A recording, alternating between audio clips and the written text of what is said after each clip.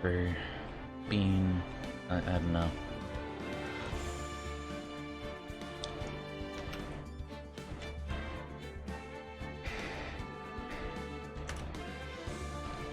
Saving the edge. Boom. We're saving him. It's gonna happen. Boom. Saving the edge. Gonna go. Gonna happen. He's also finishing my lunch because I woke up late.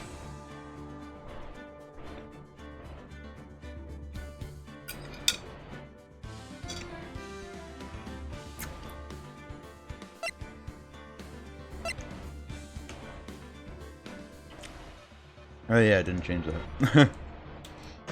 Hello, everyone.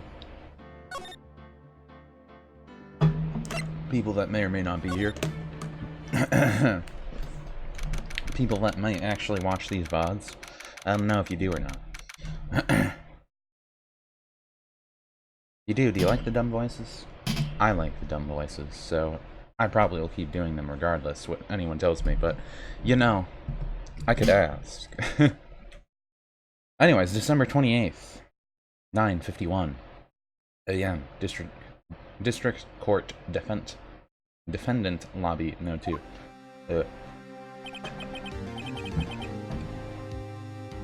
This is it. Judgment Day. Today things are going to get settled at last. A lot of things. Wow. What's the big deal? Sorry, Nick. I only touched her shoulder. I guess the shock hasn't worn off from my run-in with the stun gun yesterday. Anyway, today's the last day of the trial. Good luck, Nick. Yeah, thanks, Maya. Don't electrocute people. I thought they were gonna say, like, a blackout was gonna happen again or something. Like it did, all those years ago. That'd be weird.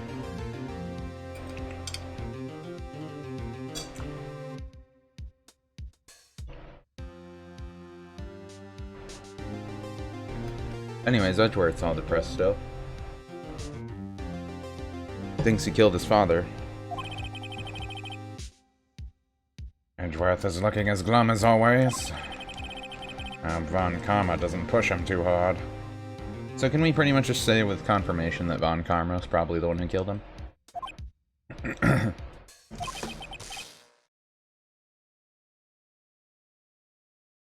What? What are you doing? Static electricity? Sorry, I'm sorry. I just thought I'd cheer you up with a pat on the back. Maya. Maybe you should go outside and discharge. Right, good idea. Try not to electrocute anyone on your way out. Whoa, pal. Only one who says pal is Gumshoe, yeah. What's gotten into that girl? Detective Gumshoe. I mean, you didn't get inside of her, but electricity did, not the point.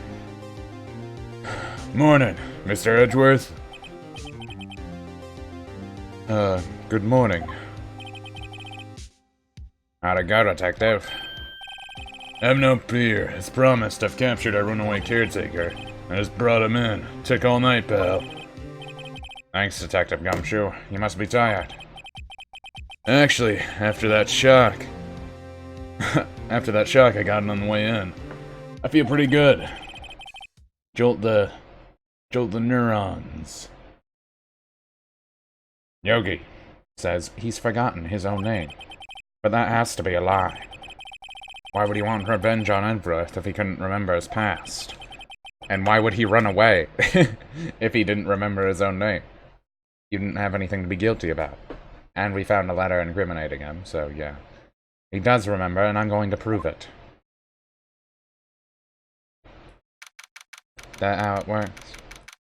I mean, a sudden shock to your body could cause your heart rate to increase, which would make you wake up.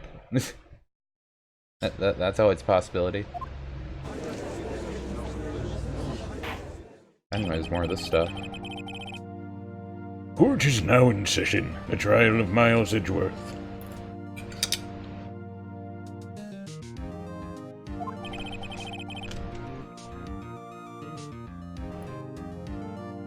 The defense is ready, Your Honor. And all of my evidence was taken away by this guy because he electrocuted me. The prosecution is ready. Right. Very well. We've reached the final day of our proceeding in this trial. I ask that the prosecution submit decisive evidence. Understood. Come on, don't be awed into silence by every little thing he says. Very well. Mr. Von Kammer, your opening statement. Right. Thanks to Detective Gumshoe's efforts, the boat rental shop caretaker has been arrested. In yesterday's trial, the defense arrested that caretaker. The defense asserted that the caretaker was the murderer. However, the caretaker has yet to confirm this. I would like to ask the defense to cross-examine him as much as necessary. Please bring in the witness into the courtroom. What? Ladies and gentlemen of the court, I believe you all remember our witness. He lives in the boat rental shop on the lake, from where he witnessed the incident. In addition, he currently lost memory of his name and identity. Witness? Why did you run away yesterday? Uh-huh. Oh, brother, he didn't run away. That's what we're gonna go with. Hang on, I have my last bites right here.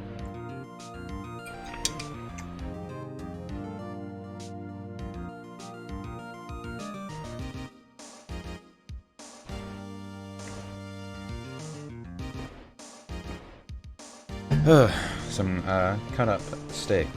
Anyway.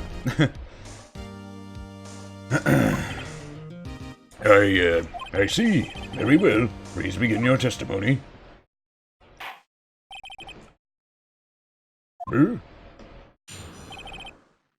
Why I left court? Really sorry about just leaving yesterday like I did. But I wasn't running away or nothing. I went to buy some food for Polly, see? I figured I got nothing to do with this incident anyhow. I mean, I'd need one of those motive things, right? And I don't got one. So my testimony yesterday stands as is. So, the only thing we could do is if we could bring Polly in. If we could bring Polly in, we can make the bird say it knew about DL6. Which we all knew he used to remind it. That's like the only thing we could tie this back to, I think. Let's begin the cross-examination, shall we? He has to know his name. Yanni Yogi. Yanni Yogi. And I'm going to prove it. Well, no, when we asked the bird about, like, the DL6 incident thing, it was like, remember DL6. Is all as I mean. I'm really sorry about this. Oh yeah, we already said that stuff. I accidentally started pressing through it. I have to go back.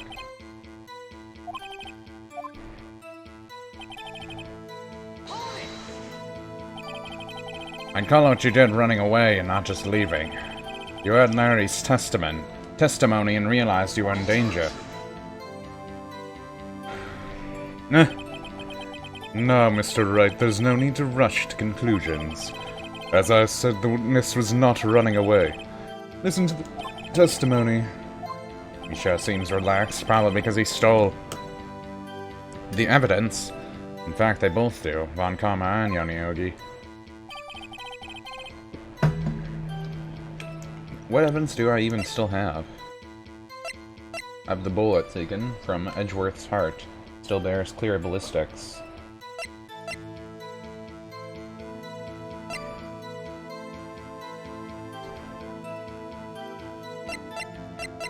Yeah, I don't really have any good evidence now. Well, I guess we'll just have to keep pressing him. And why did you leave? I was just gonna keep projecting. You were just about to say why. It's so hard for you to just quietly listen when someone is talking. If I sat quietly, Edgeworth would be guilty in 3 minutes.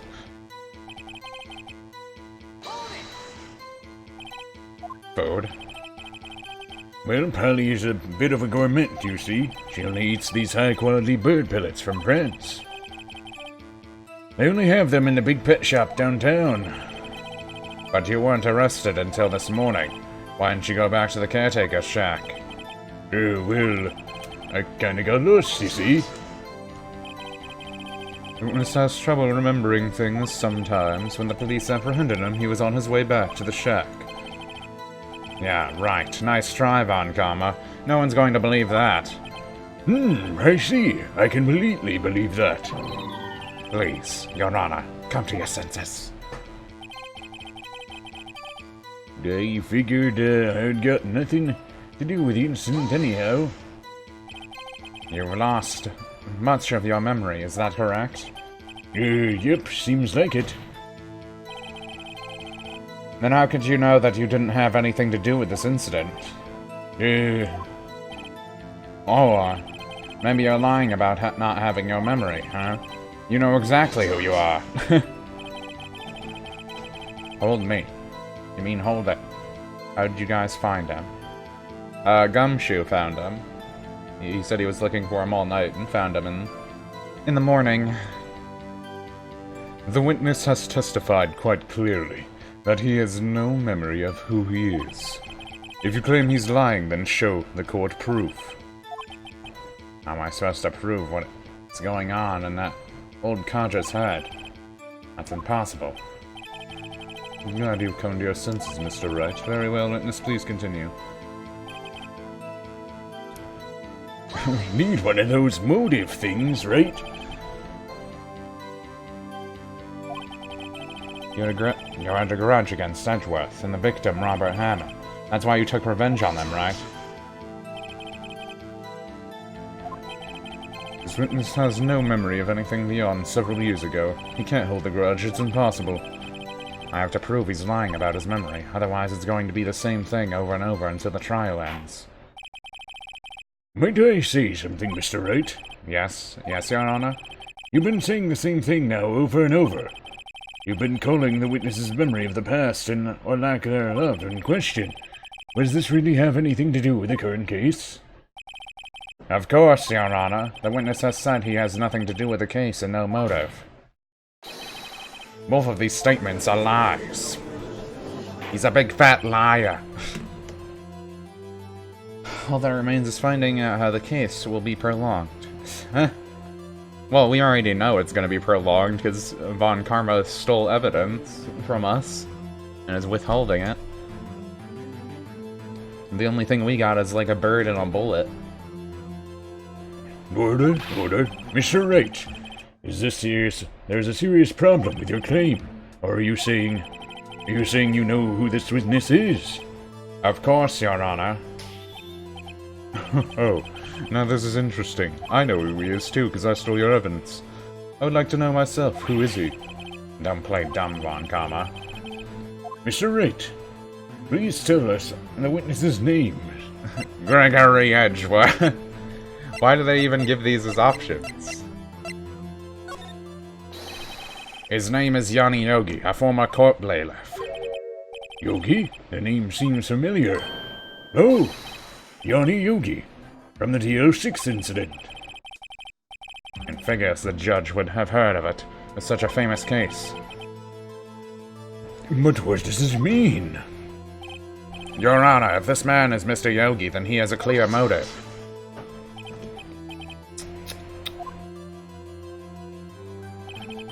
Jumping to conclusions again, Mr. Wright. This witness is Yanni Yogi. Fascinating.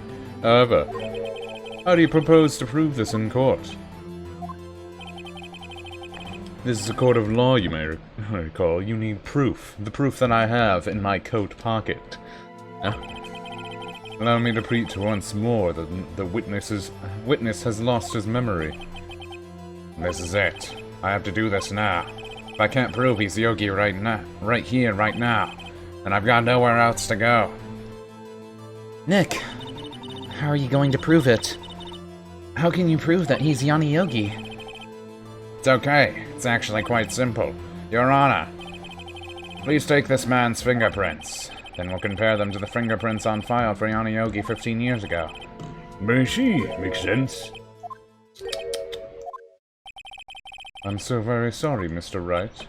Why? The witness has no fingerprints. What? No fingerprints.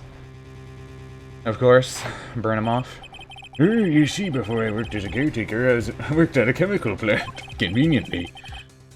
I burned my fingers working with this stuff, yep. Yogi, you snake. You burned your fingerprints off to hide your past. Well, if the witness has no fingerprints, I guess we'll not be able to prove his identity. No!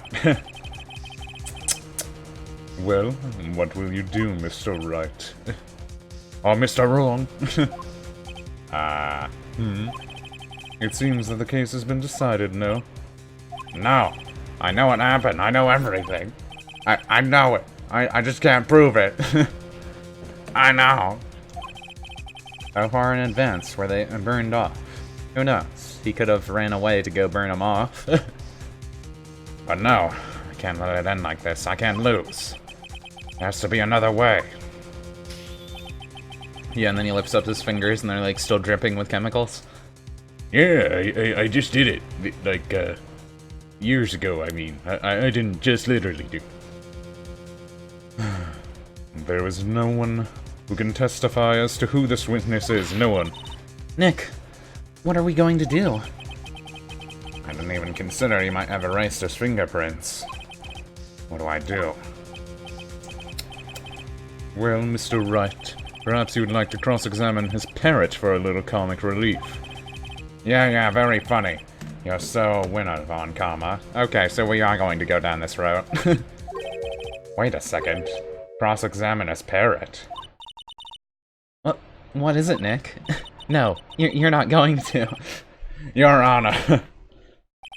The defense would like to take Mr. Von Karma up on his proposal. Take Mr. Von Karma up? On my proposal? Exactly, Your Honor. I would like to cross-examine the witness's pet parrot. Order. Well, what do you think, Mr. Von Karma? Need you ask? This is a farce. I object. Wait a second. You are the one who suggested I cross-examine the parrot, Von Karma. I have the right to do as you suggested.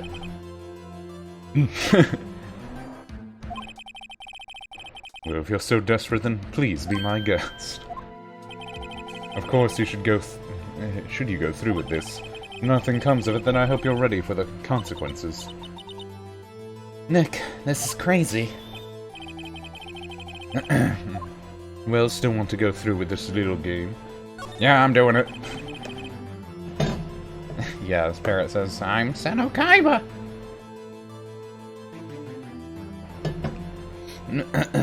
I mean, some court cases in reality have been solved because of parrots, since they mimic sounds they've heard. It happens. Animals have solved cases because of their reactions to different things. Let the parrot take the stand. I'll cross-examine her, Your Honor. This is the most ridiculous thing I've ever heard. I don't know why I keep changing Von Karma's voice. Now he sounds like Edgeworth when I started voicing Edgeworth. They're just that close as mentor and student. That's why Von Karma killed his father. Von Karma rigged every person's testimony, every piece of evidence, except the parrot. She's my last chance. At least I think so. Even then, I already know what to do. Yeah, Von Karma is the teacher of Edgelord. Excuse me. And I'm pretty sure he killed his father. Pretty sure. That's quite a bird. Please tell us your name. Name? The witness is ignoring me. It must hurt to be ignored by a bird. Very well, Dennis. Who's your owner? Please testify to us. Oh, really? Hello? Squawk. Certainly the most concise testimony we've had so far. Very well, begin your cross-examination. What are you gonna do, Nick? And Maya's mother was the mentor of Wright. No, Maya's sister, Mia. Maya's mother, was in the DL6 incident and got called, a loon. Her reputation was shattered because of that incident. I don't know. What do we do, Maya? I know exactly what to do, actually. I don't know why we're saying we don't know what to do.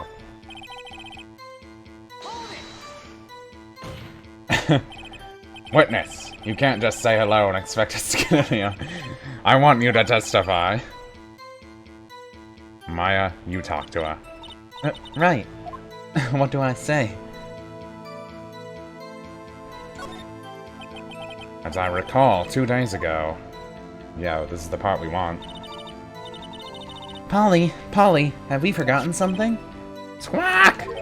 Don't forget DL6, Squawk! If I can get Polly to say that here, that'll prove that the caretaker had something to do with DL6. Polly, have we forgotten something?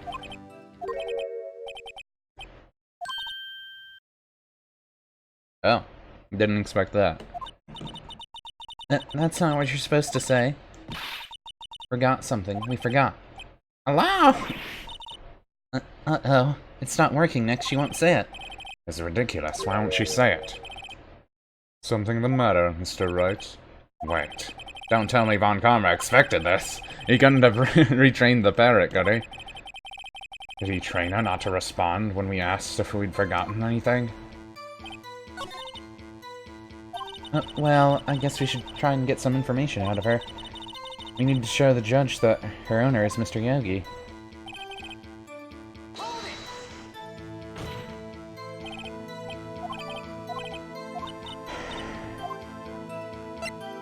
What's your name? Polly, what's your name? Ollie! Mr. Wright, I think we have established that this parrot's name is Polly. Does it have anything to do with her owner's identity? Of course! Huh, fascinating. You claim that the parrot's name will prove our owner's identity. Then show us proof. Nick, don't you think you're taking bluffing a little too far? Listen, we're not here to answer the question of who is the caretaker.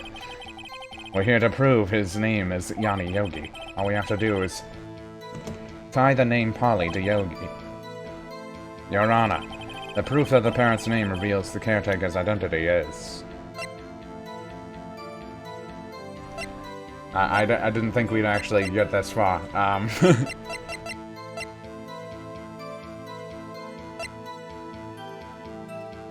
What would tie it together? See all the detail? These details escape me.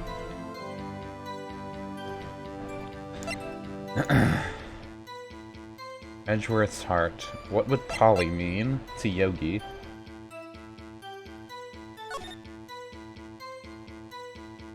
Elevator District Court. No clues found on the scene. Edgeworth trapped. Bullet in the weapon. Fired twice. Yanni Yogi, court bailiff, trapped in the elevator with Edgeworth memory lost due to oxygen. Oh, Polly Jenkins committed suicide. The DL6 case file? That's quite a large file you have there. Which page is this proof on, then? Show us or stop wasting our time. Very well. Mr. Wright, please show us the page. Where in this file is the information? What page was it called? Suspect data? Okay. I'm glad they let me actually look at that. It's on the suspect data page. This page has all the information about Yanni Yogi. Right after he was arrested, his fiancé committed suicide, see? Indeed, it does say that, yes. What was his fiance's name? Polly Jenkins? Polly? Tried and true tactic. Save and try everything. I mean, I didn't need to save, because I'm just the best detective ever. Even though that I'm a defense attorney. Exactly, Your Honor. He wanted to remember the name of his fiancée, who had committed suicide. That's why he named his parrot after her. I see. I guess that is possible. A mere coincidence, that's all. My granddaughter has a dog she calls Phoenix. Well, Mr. Phoenix Wright, does this make you my granddaughter's fiancé? Actually, she's only 7 years old. No. Actually, no. Indeed. Alone it is very weak for evidence in the murder trial. We need some other corroborating evidence. Where am I going to find that? Nick, we're getting closer. One more. We can get one more piece of evidence. Right, but what? Very well, witness. You may continue.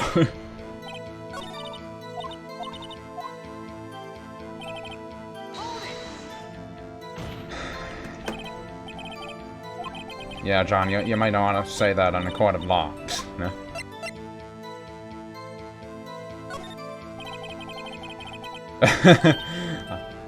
Huh? The safe number? Why?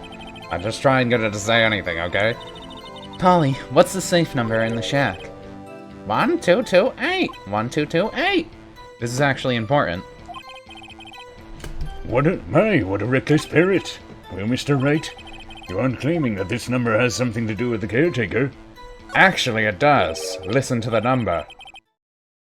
That's why I had her say it. Huh, ridiculous. How can the number to a safe tell us who the caretaker is? Show us your proof. What could possibly link this number to the caretaker's true identity? I mean... It's this one, right? Yeah, okay. Case summary. Does anywhere else say it? No, it's just a case summary? Okay. The DL6 case file. What is this obsession you have with that case? Mr. Wright, we're in this file. Yeah, case summary? It's on the case summary page. The case summary? Specifically, the date on which the L6 incident occurred. The date of the incident? December 28th? Well, that's today's date. 15 years ago. And the number on that safe is 1228. He used the date of the DL6 incident as the number for his safe, Your Honor. That's how important that date was to him. I see. It certainly is an interesting coincidence. People often do set their secret numbers to dates. But this is not tangible proof. I set my ATM card's number to 0001 because I'm number 1. Why would you tell everyone that? This has nothing to do with a date. Nothing.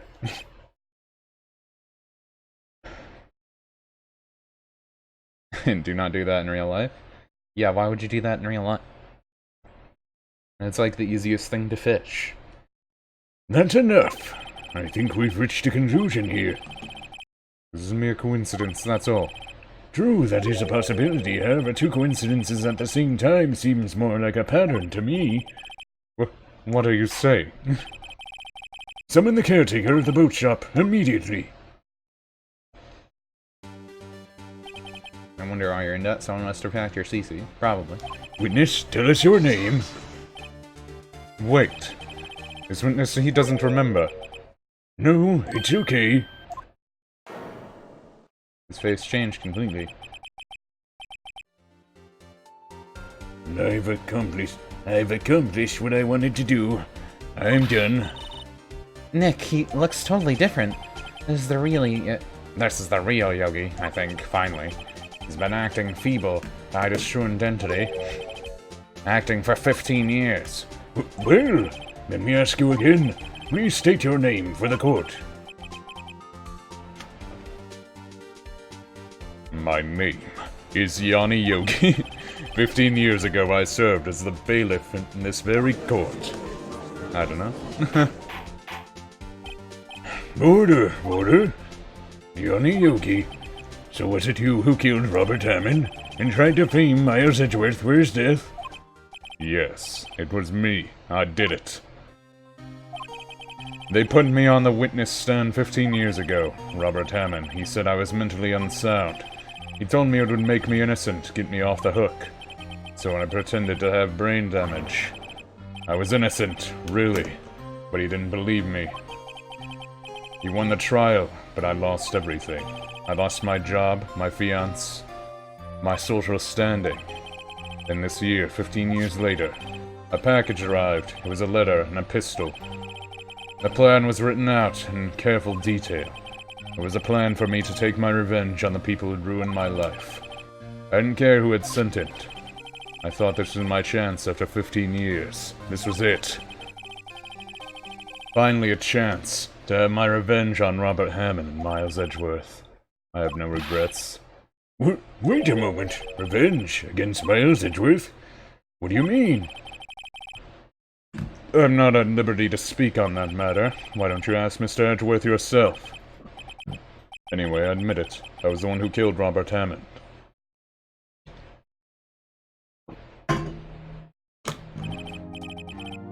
Vankama, where is Mr. Yogi? Under arrest, Your Honor. I saw no room for error in his confession. Then the defense of Miles Edgeworth is? Innocent in this case, at least. Very well. Will the defendant please take the stand? There are a few mysteries left unsolved. Still, you are cleared of suspicion for this particular case, so I'd like to pass judgment on the murder of Mr. Robert Hammond. Any objections? I don't believe it. Why isn't Von Karma saying anything? Very well. This court finds the defendant Master Miles Edgeworth. Wonder what he's gonna do to make this case longer. Well, we found him not guilty for this case, but we still have another case. Oh, we still adjourned. Oh, now he's gonna do it. Did someone say objection? It wasn't Von Karma. Wait, but that means... No. Edgeworth himself. Edgeworth? Your Honor, I object to your good judgment. What do you mean? I'm not innocent at all. As we have heard, Yanni Yogi killed Robert Hammond in revenge. But revenge for what? Nick, Edgeworth is trying to confess. He's going to say he's guilty. He's going to tell them he was the murderer in the DL6 incident. He's going to tell them that he killed his own dad. Oh no, what I do? Object! The judgment has already been passed. I object to Edgeworth's outburst. Didn't something like this happen yesterday too? I believe a certain witness raised an objection after a guilty verdict was passed. That'd be Larry. We must hear this new statement. Must hear Miles Edgeworth. He's right. We have a duty to hear Mr. Edgeworth out. So now we have to prove that Edgeworth didn't kill him? 15 years ago, I've had a reoccurring dream, a nightmare. It's only a nightmare. That's what I told myself. But now I know it wasn't a dream. Yanni Yogi wasn't the killer. You mean the incident where your father died? From the distance of the shot, it wasn't suicide either. Everything was as clear as day. The murder. The criminal in the DL6 incident. It was me. Your Honor, I confess my guilt. I'm guilty for the DL6. The statute of limitations which ends today. The culprit is me. Order, order. This is certainly unexpected. The defendant declared innocent is confessing to a different crime. A crime for which the statute of limitations runs out today. I'm really not sure how I should deal with this. But it's obvious. We hold a trial right here, right now. We try this man for his crime for 15 years ago. I think I would like to take a 5-minute recess. During this time, I'll consider the appropriate course of action. Court is adjourned. Oh, great. More adjourning courts. We proved him not guilty for one crime. Now we need to prove him not guilty for the next. I'm sorry, Wright. I've just wasted all of your effort. Mr. Edgeworth, I just don't believe it, sir. I mean, you killed your dad? I didn't want to believe it myself, Detective, but it's the truth. I deserve to be punished. Murder is murder, no matter what the circumstances. This is crazy. Just crazy. Nick, what are you doing? Huh? Oh. I was just reading through the court record once more. I'm getting my case ready. Your case for what? Huh? Isn't it obvious? I'm going to prove that Miles Edgeworth is innocent. What are you talking about, pal? He just admitted to it. Yeah, we all saw it coming, but this is like the end to an arc, so it's fitting. He confessed that he did it in court. I'm sorry, Edgeworth, but I don't believe your nightmare. What? It's just a dream. It's not real. The truth is right here in this court record. In any case, tighten your belts. The real fight is just beginning. I'll prove you're innocent. Trust me. Right. Phoenix right. I think you're Phoenix wrong. No.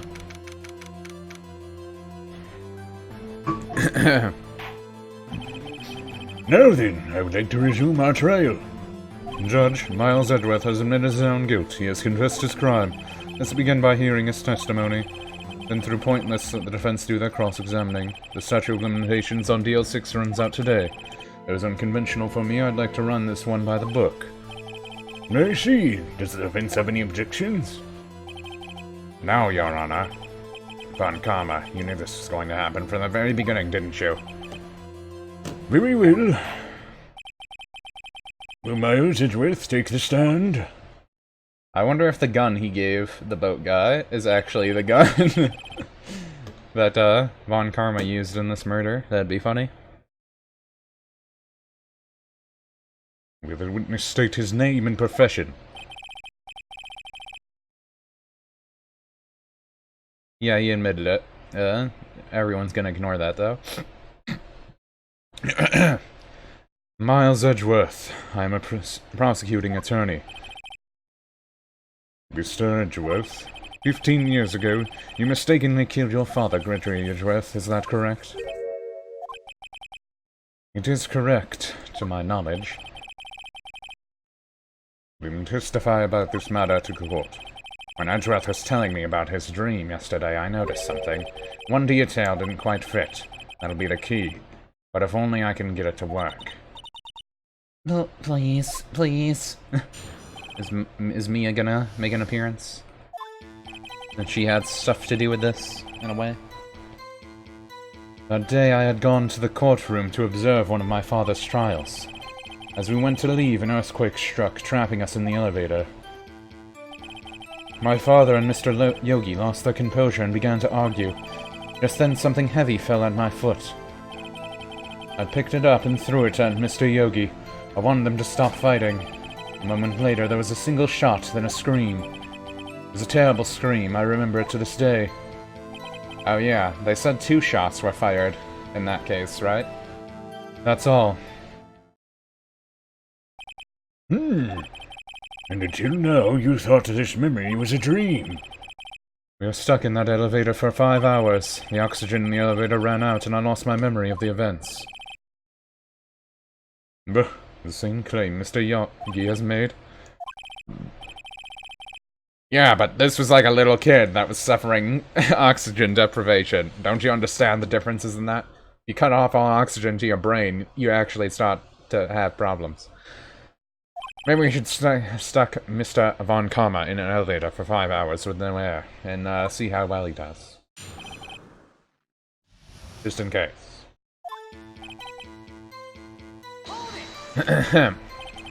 What was the trial your father was involved in on that day? I don't remember things very clearly. Only 2 things. I know my father lost, and Mr. Von Karma was the prosecuting attorney. Mr. Von Karma, you were handling that case? It was 15 years ago. I don't remember the details. That was when Edgeworth pointed out the problem in Von Karma's evidence.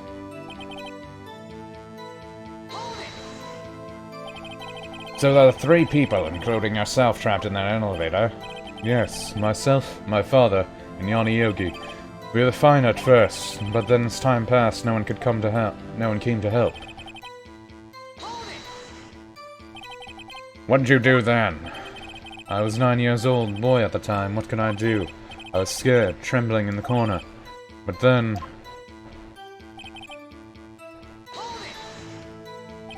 What was it? a pistol. I assume it was the bailiff Yanni Yogi's. The safety must have come off when it fell from his holster. And you picked it up. What happened next? I picked it up and threw it at Mr. Yogi. I wanted him to stop fighting.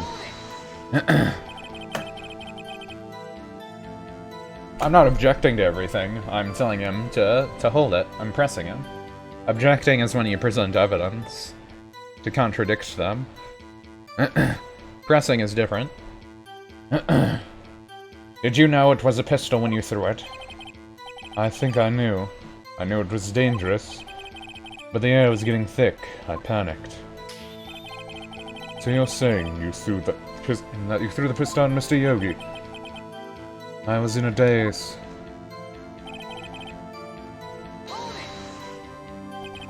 The gun fired once? Yes. I think after I threw it, I lost consciousness. Since then, they've echoed in my head every day. That gunshot and that horrible scream. That scream.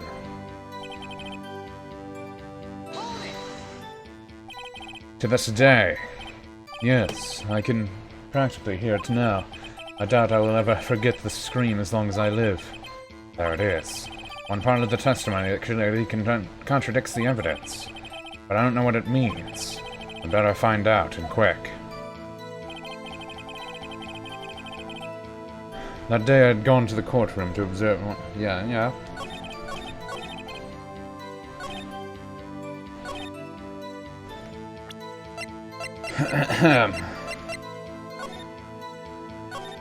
Defense attorney trapped in the elevator. 1 bullet found in the elevator. The murder weapon was fired twice. Are you sure you only heard 1 gunshot? Yes, I'm sure of that. I heard the gunshot and the scream. Then everything faded. I was unconscious until the rescuers came. Mercy. No, Your Honor. Unfortunately, you don't. Look at this file one more time. This plainly... I always get these at the wrong time. Plainly contradicts the witness' testimony. You do enjoy dragging out that file, don't you? I don't accept this evidence unless you can tell us what page it's on. What page contradicts my Edgeworth's testimony? Look at the victim data in this file. It says quite plainly the murder weapon was fired twice. Miles Edgeworth only heard 1 gunshot, yet the murder weapon was fired twice. The first shot was the accidental firing when the pistol was thrown. So who fired the remaining shot? Was there perhaps another shooter who fired that second shot? Your Honor, I'm sure you're aware. This incident occurred 15 years ago. The evidence is dated. The pistol did fire twice. However, we do not know when that second shot was fired. It might have been fired the day before the incident. There's no proof that the second shot had anything to do with this incident. What? I see. You do have a point, Mr. Wright. The murder weapon was fired twice, as we've heard. One of those shots was fired by the defendant, a boy at the time. Do you have any proof that the other shot fired had something to do with the case?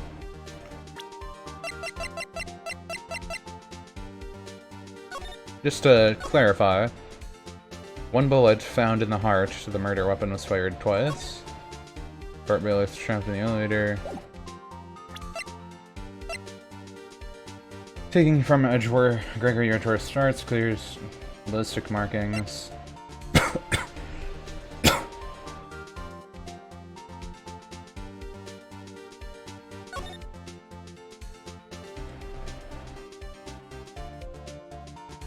He's shot in the heart. But he was standing like that? Is he even tall enough to do that? I'm kind of curious what they want me to do here.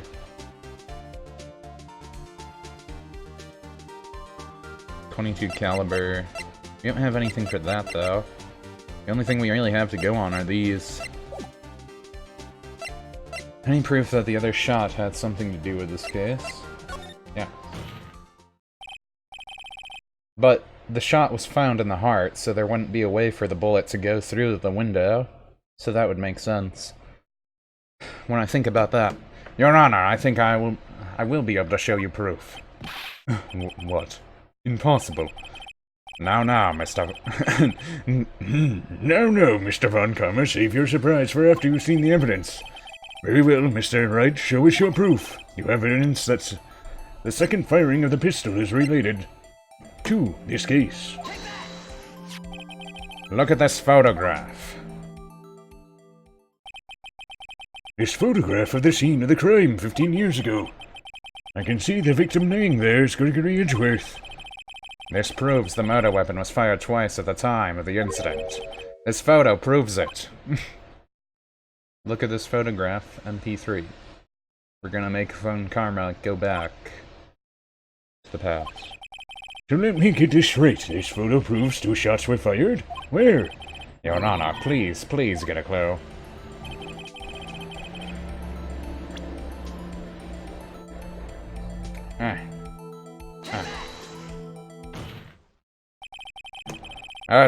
Should be obvious. The contradiction is here. I see a bullet hole in the door. Your Honor, Gregory Edgeworth was killed by a shot fired from the pistol. Yet there is also a bullet hole in the elevator door. We also know that the murder weapon was fired twice. Thus, someone other than Edgeworth fired the second shot. Order! Order! Mr. Wright, what are you driving at? It's simple, Your Honor. At the time of the incident, 2 shots were fired. One went into Gregory Edgeworth's heart. The other hit the elevator door. Remember that the defendant lost consciousness after the shot he fired rang out. In conclusion, you must agree that the second shot was fired by someone else. Mr. Wright! But who could that someone else be? The murderer, of course. I knew I should have stepped in before you. Wild fantasies got out of hand, Mr. Wright. Look once more at the deal since. Look closely. Try the case summary page. Case summary page? That's on page 1. Look what's written there. Not a single clue was found on the scene. If the pistol had indeed been fired twice, then the other bullet would have been discovered on the scene. He does have a point. The second bullet has never been found. Why? Because the second bullet does not exist. The bullet in the claimed Edgeworth's life was the one that fired by his own son. That is the truth of the matter, the whole truth. There's undoubtedly something else that made that bullet hole in the door. Order! I will have order. Mr. Wright has proven one thing to us quite clearly. The murder weapon was fired twice at the time of the incident. However, as Von Karma says, the second bullet was fired was not found. It's highly unlikely that the police merely overlooks the second bullet, unless someone stole the evidence. All we have is the single bullet fired. I'm afraid I have to discount the defense's claim. I praise the judge for his wisdom in this matter. How did this happen? I don't believe that the second bullet didn't exist. Was I wrong? Have I been wrong about this whole incident? What are you doing, Nick? Why aren't you raising an objection? I'm sorry, Maya. What? It looks like I was wrong. I have to lose my confidence really quick so you can bring me up. Nick? The second bullet wasn't there, then all my conjectures are for nothing. No. But you said you'd do it, Nick. You said you'd get the Edgeworth declared innocent. I'm sorry. It's just when I saw the photograph, I thought that 2 shots had been fired. I was so certain of it. I thought I'd won. I thought there was another person, someone else who fired the killing shot. But now, I was wrong to think it could be that simple. This case stood unsolved for 15 years. Nick. Well, it seems that we have finally cleared up this incident. Only one bullet was found at the scene of the crime. That shot was fired by Miles Edgeworth. Precisely. I would like to ask one thing of Mr. Miles Edgeworth before passing my verdict. Have you been paying attention to the trial so far? Yes, Your Honor. Do you have any objections? No, I do not. So you killed your father, though that was not your intention. Yes, I did. Oh no. He's accepted the guilt. Very well. A statute of limitations on the murder of Gregory Edgeworth runs out today. Therefore, I must pronounce the verdict on the defendant today, right here.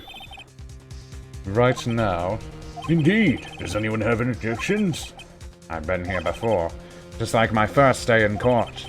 There's so many things I know I should be saying, but my mind's gone blank and I can't find the words. I have an objection. Your Honor. Your Honor, I object. Mr. Wright, on what grounds do you object, Oof. Nick? I don't know, his case is perfect. Oh no. Gah. Must exist. The second bullet. What? What did you just say? Nothing. The second bullet must exist. But where? Someone took it. It seems waiting is not going to produce any answers for Mr. Wright. Wait, Your Honor. That second bullet. It exists. What? But we've just heard proof that it did not exist. I realize that, Your Honor. I'm really grasping here. It's just someone took it from the scene of the crime. That's what happened. But who? The murderer.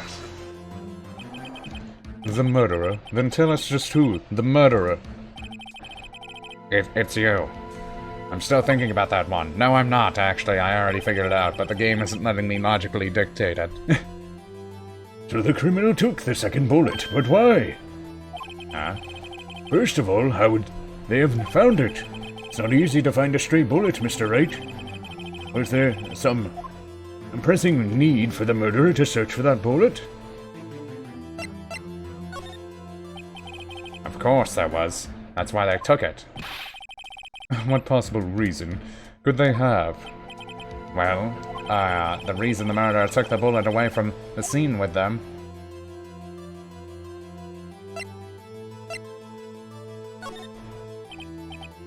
Maybe they thought the bullet would be used as proof. Proof? It was a special bullet, they took it with them. That was the case. Then they should have taken the bullet from inside Gregory as well. Huh? Why would they only take one of the two shots fired? Oh, right. Our brother. That's not even what I wanted him to say, though. I wanted him to say the murderer had to find it. He didn't say that at all. Why would the murderer have spent the time to look for that stray bullet? I haven't got a clue. What's wrong, Mr. Wright? The murderer had no reason to take that bullet. You don't want to admit it, but it's true. Had to take it. Had to take it. The murderer? What does that mean? You're thinking too normal. Think crazy. Don't think why the bullet was taken. Think why the bullet had to be taken. That's what I wanted him to say in the first place. Why didn't he say that? I hate this game's logic sometimes. It's like, nope, you have to hit this option first. So we can have the realization that he was supposed to say the other option. Yes, Your Honor, I have no idea what I'm doing. Well, the murderer had no intention of taking the bullet from the scene, but the murderer had to take the bullet. Had to? Mr. Wright, what do you mean? Well, for instance what? Maybe the bullet, hit the murderer. The bullet hit the murderer? Just saying, for instance. I mean, if it hit you, you would have to take it with you, wouldn't you? It's not like you could perform surgery right there. You know? It ricocheted off. That's what we're going in? Wait a second. I was just talking off the top of my head, but what if that's really what happened? Let me get this straight. So at the time of the murder, the murderer shot... the murderer themselves was shot, and they left with the second bullet still inside of them, thus leaving the only one bullet at the scene of the crime? Yes. I guess that's how it worked, yes. But there's a problem with that. The other two people rescued from the elevator, Miles Edgeworth and Yanni Yogi, were both unharmed. So that would mean... The murderer came from outside, yes. That's why there's a bullet hole in the window.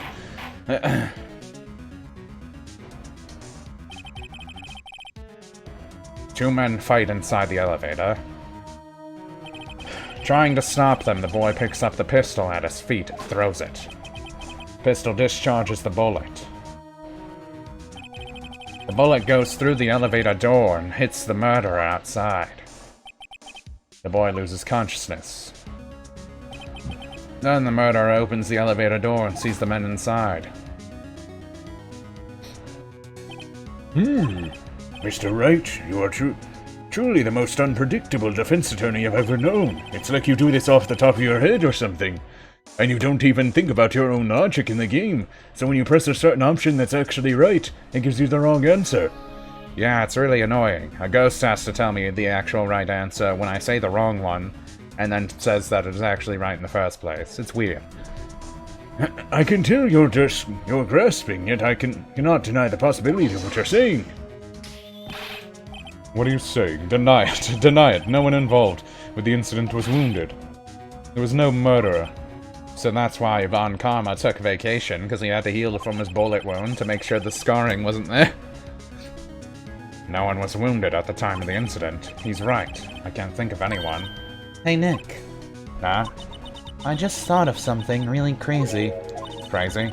Remember what Mr. Grossberg said yesterday? Wiggly Edgeworth dealt a blow to his perfect trial record. Wow. It must have been quite a shock for Ron Karma. He took a vacation for several months after that, you see. An unusual event for a man. That was the first and last vacation he'd taken prosecuting. Yeah, I already figured out. The trial that happened that day was the same day, yes. That all happened the same day? What if Varn Kammer didn't take the vacation because of shock? But took it because he was injured. Which would mean... It could only mean one thing. He was the murderer in the DL6 incident. He was the man who shot Gregory Edgeworth. It was Von Karma. Oh, man. Something wrong, Mr. Wright. You seem dazed. No, Your Honor. I'm completely composed. This is just fake. You love storytelling. You have indicated the possibility that the murderer came from outside. Can you give us the name of your suspect? Should I come out and say it now? I'll just say it. Your Honor, there is a suspect, one lone suspect. Well, this is certainly interesting news. Very well, Mr. Wright. Who is your suspect? My hands are shaking. What? Von Karma. Von Karma?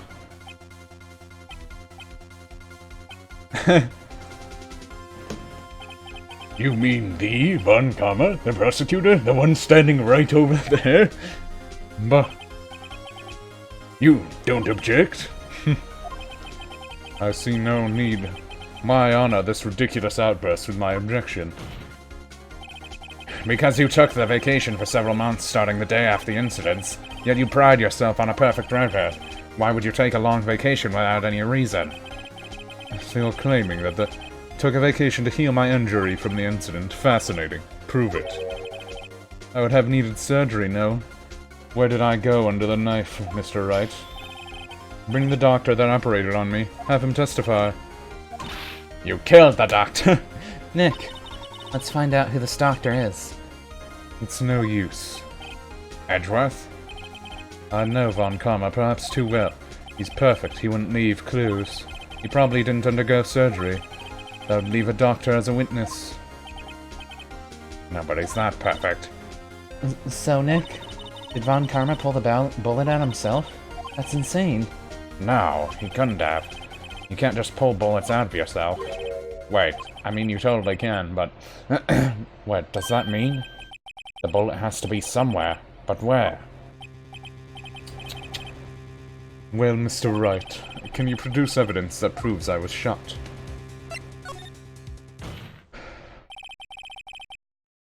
In his butt, yeah. He was shot in the butt. You just didn't see it.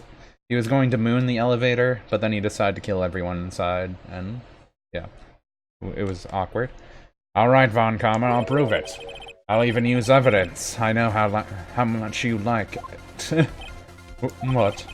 The evidence that proves Von Karma was shot.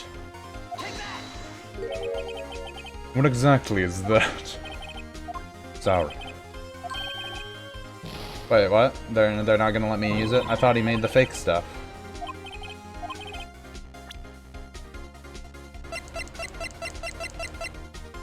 I thought it was the fake stuff. Because what was this bullet even gonna be used for? They were just saying that he, like, faked the evidence, so I thought they were gonna be like, he just took the bullet and put it in a different bag. They weren't gonna say that? I don't know. Oh.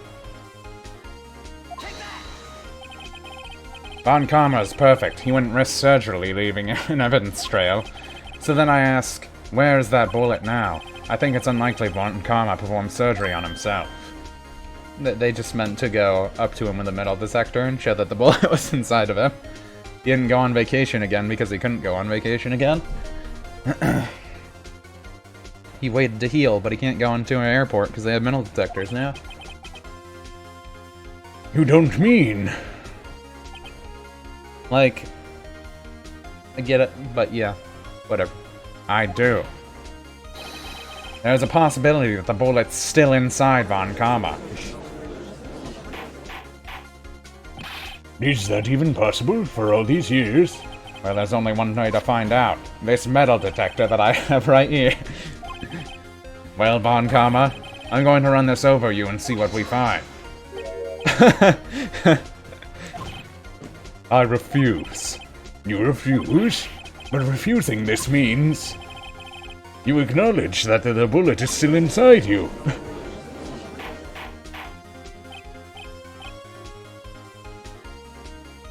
Order. I mean, having a bullet inside you is more likely than having a toy inside you. A bullet's a lot smaller. Sometimes it's safer to leave a bullet inside because it can, like, cause internal bleeding if you try and take it out. All that good stuff. Your Honor, the defense will request that we be allowed to use this metal detector. Judge, I call for suspension of this trial. This is an invasion of privacy. The statute of limitations runs out on this case today.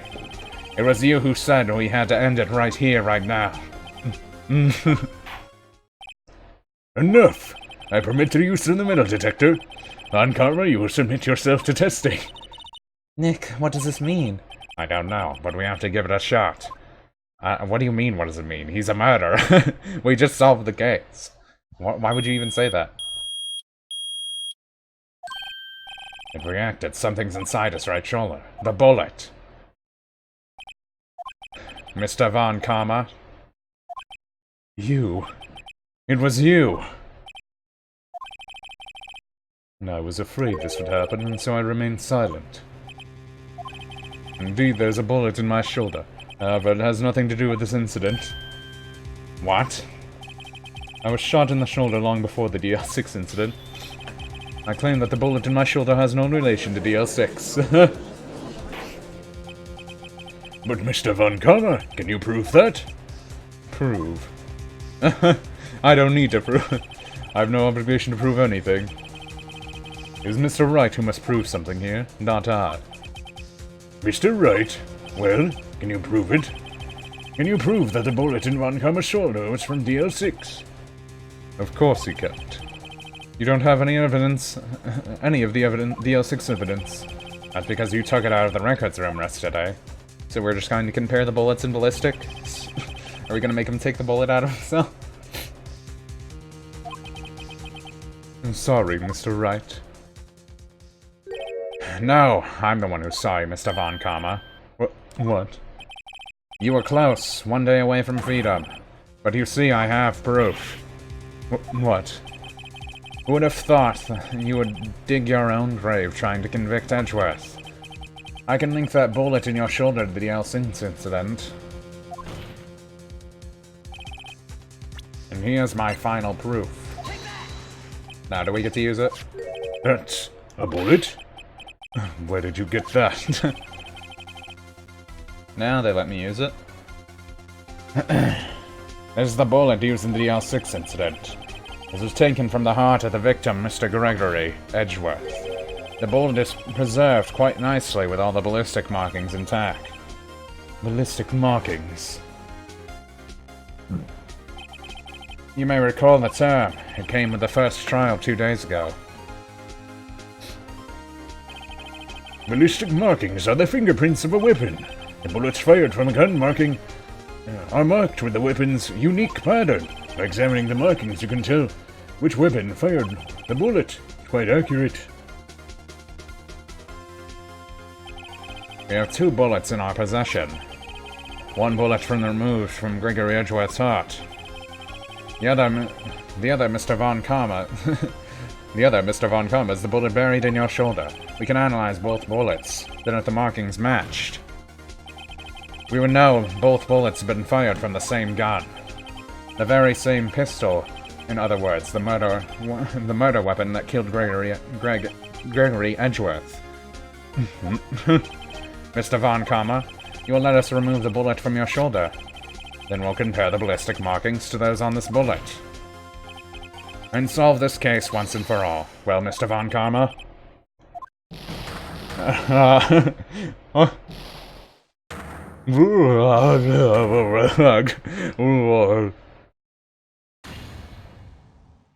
That scream.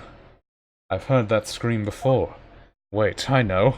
The scream was Mr. Von Karma getting shot.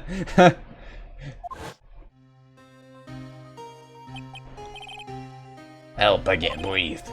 Quiet, I said quiet. You're not making this any easier. Stop breathing my air. I'll stop you. Stop breathing my air. Get away. Get away from my father.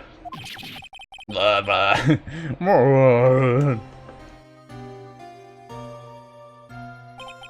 It's that scream I heard in the elevator 15 years ago. Von Karma, it was you who killed my father. Mr. Von Karma? Edgeworth, only you would dare defy me. So it was you. You and your father and my curse. Your father shamed me with a penalty on my record. And you left a scar on my shoulder that would never fade. I'll bury you. I'll bury you with my bare hands. Death. 15 years earlier. Chief Prosecutor, I'm sorry. It's not like you to make this kind of error. I never really thought that Edgeworth would be the one to catch you. I was careless. Sorry, but you'll have to be penalized. I'll cover it for you in the past, but not this time. Edgeworth? Dumber than you imagine. It was a shock like none I've ever known. Me, penalized.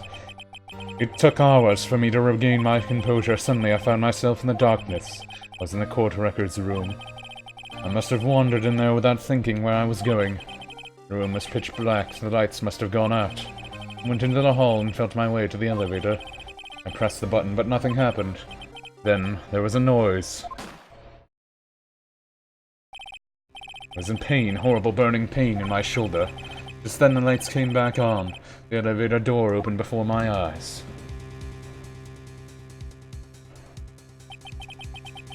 I saw 3 people inside the elevator lying unconscious from oxygen deprivation. Much to my surprise, a pistol lay at my feet. I knew then it was my destiny.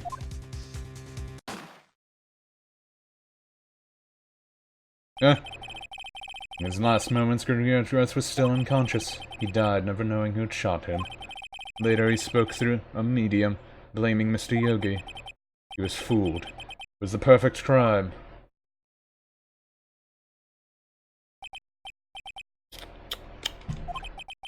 Who would have thought another man would have come to open that elevator door? Judge? What? What are you doing? Do your job, bring an end to this miserable charade. Now, end it. Very well. Doesn't even lose his composure still. It appears we have come to a very long way to end this maze. 15 years later. Mr. Miles Edgeworth? Yes, Your Honor.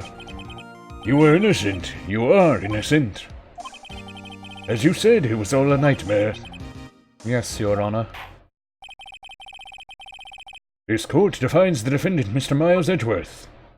Not guilty. Again. Very cool. Very awesome. That is all. The court is adjourned. Surprise confetti?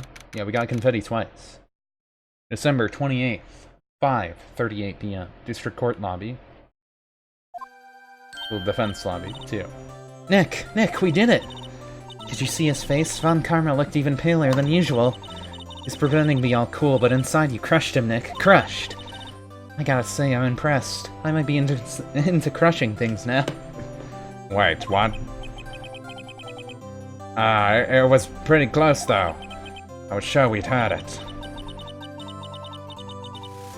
I know, I was on the verge of tears the whole time myself. But now it's all a good memory. So it's finally over, Edgeworth. Right. Yeah? I'm not sure how to say this. I know. Try thank you. I see. Thank you, Wright. Yeah, you're welcome, I guess. Awkward conversation between adults, just like adulthood really is. I think you could have done better than that. Sorry, I'm not good with this sort of thing. You got a lot to learn, Edgeworth. She's got you there. Whoop! Amazing, pal. You pulled through just like I thought you would. I'll never forget this. I owe you one, pal. And tonight, let's party. Dinner's on me. Yeah, my salary went down a bit this month. But who cares? See, Mr. Edgeworth? You should take a lesson from Detective Gumshoe. That's how you say thank you. I see. I mean, I do have a lot of money. But I'm not going to pay. Whoop! I feel foolish. Don't worry. Take it a little at a time and you'll get used to it. It's been 15 years since I've seen Edgeworth this unguarded. Well, hey, y'all. Lotta. You're all great in there. Thank you. Yo, Edgeworth, congrats. Thank you all very much. I knew you were innocent from the start, of course. Just look at you. You wouldn't stuck your hand in the cookie jar even if it were one. You, were a witness on the first day of the trial, weren't you? Yeah, let bygones be bygones. Speaking of which, what are you doing now, Lotta?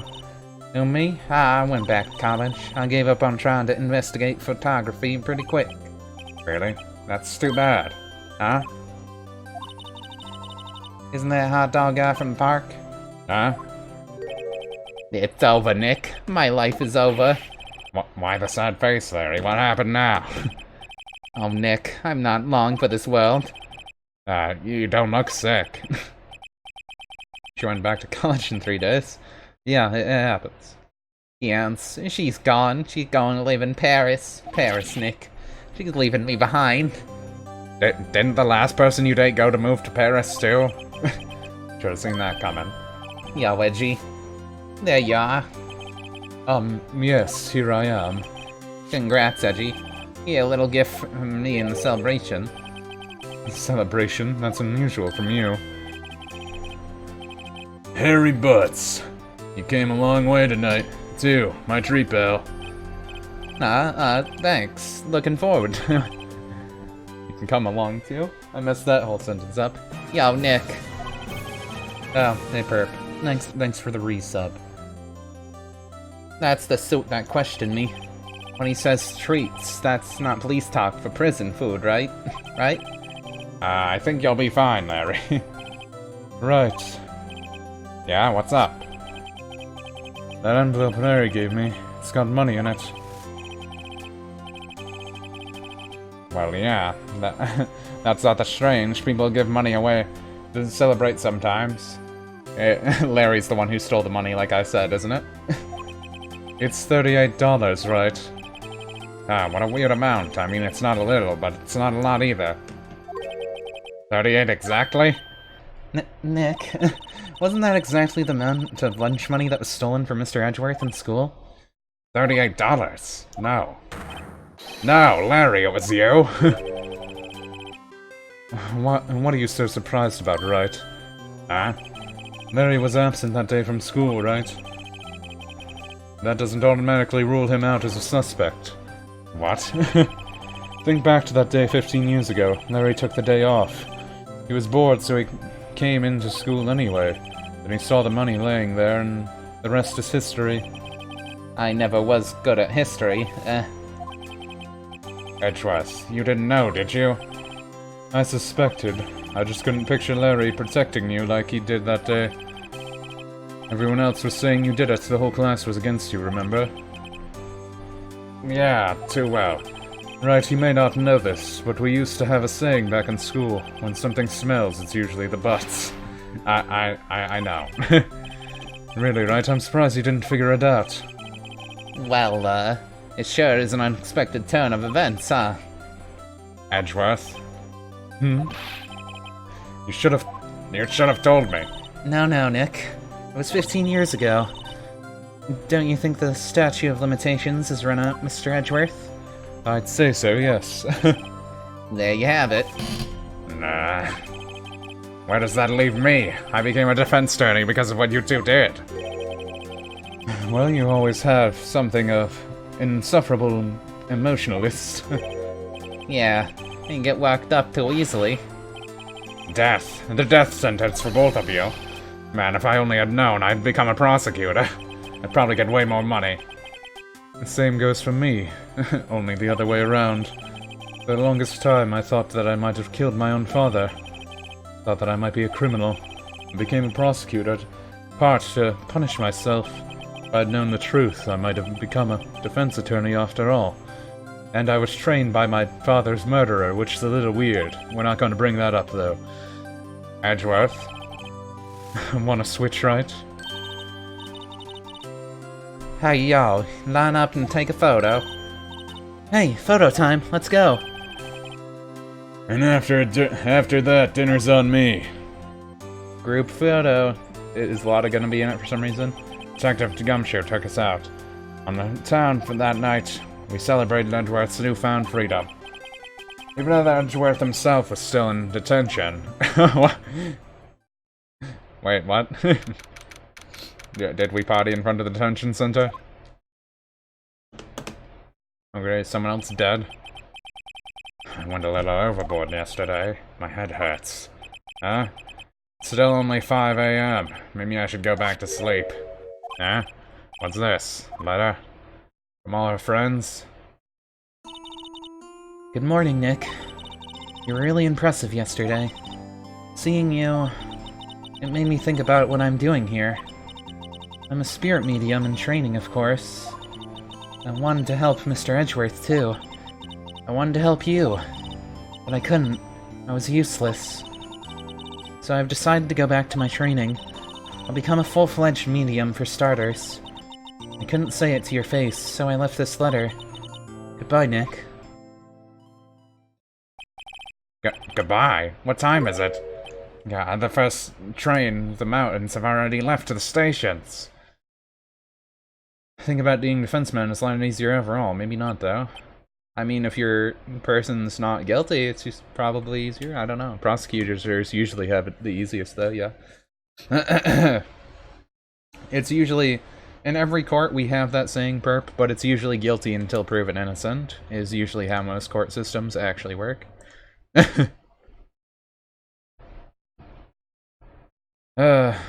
Anyways. I guess I'm too late. This is gonna be one of those... Oh, no. Okay, I thought we were gonna do the train starts to move. We have Phoenix running and waving. Persona 4 ending, if you didn't get the perfect ending, kind of thing. Hey, Nick. Maya. So, you're leaving? Yeah. It's hard being a spirit medium who can't talk to spirits. And I think you'll be fine without me, Nick. Be good, okay?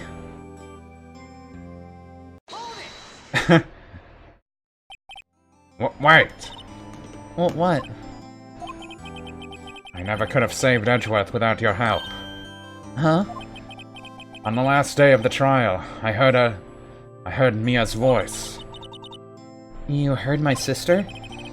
Yes. Only her voice, but still. It was at the very end when I thought we'd lost everything.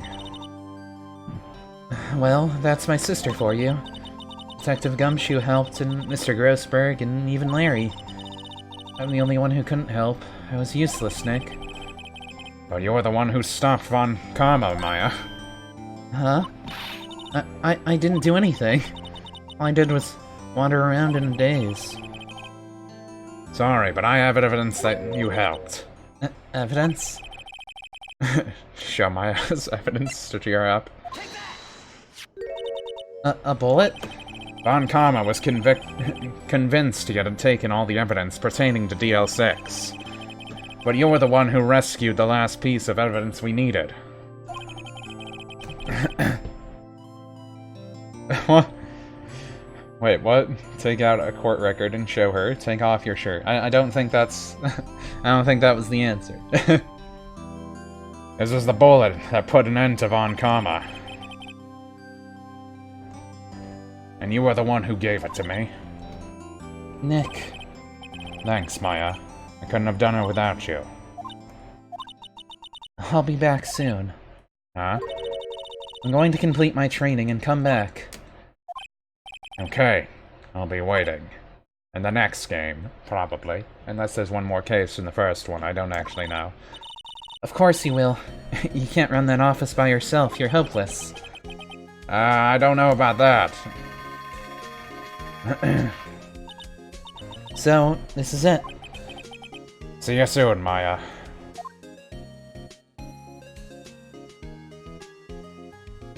Oh, there's the tearful train leaving anime by. Thanks, Nick.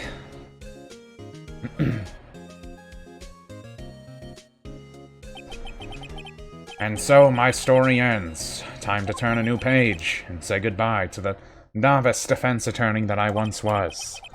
Now a new story begins. With the same old crazy cast of characters. Huh. I don't think you've graduated yet, attorney. Mr. Wright, perhaps you would like to rethink that claim. Yes, Your Honor. I got a bad feeling about this.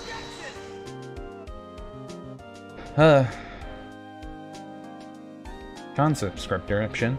And now we got credits. We did it. We beat the first game. Hey, pal. Mr. Edgeworth came down to the precinct to wish me a happy thing. To talk about a pleasant surprise. Oh, gumshoe. Then he hung his head low and went right back outside. Kinda like he was embarrassed or something. Strange, huh?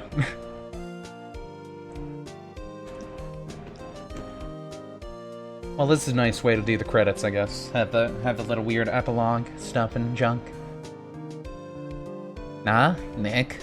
Nah, I haven't seen him lately. Well, me? I've been working at a cheese shop. That Missy's a nice lady, but she's not exactly what I'd call a cheap date. Oh, but she's in Hawaii right now, yeah. What? Why does he always, like, date someone and then they move, like, immediately after? And he always does business ventures, too. Ooh, right, yeah, I remember him. That year's been busy lately. You know, not to ring my own bell, but I sort of taught him everything he knows. I'm sure he's grateful. Oh, wait, who was that guy?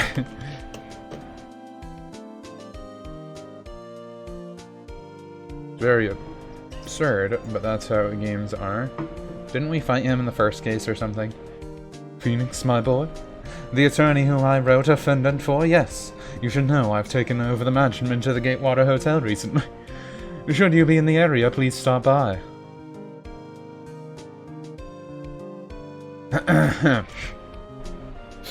My nose feels stuffed up, but it's like not stuffed up at the same time. Oh, it's you.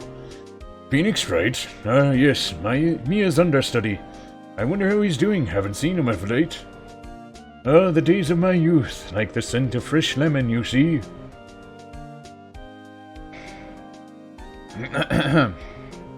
So they're doing random interviews with people asking about the Phoenix Wright.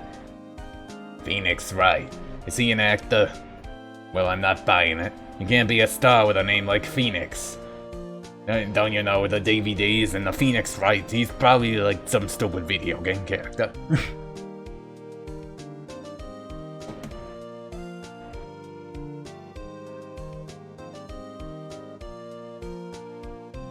I'm pleased to announce that Pink Princess is a hit. I show him that Mr. Wright a great deal.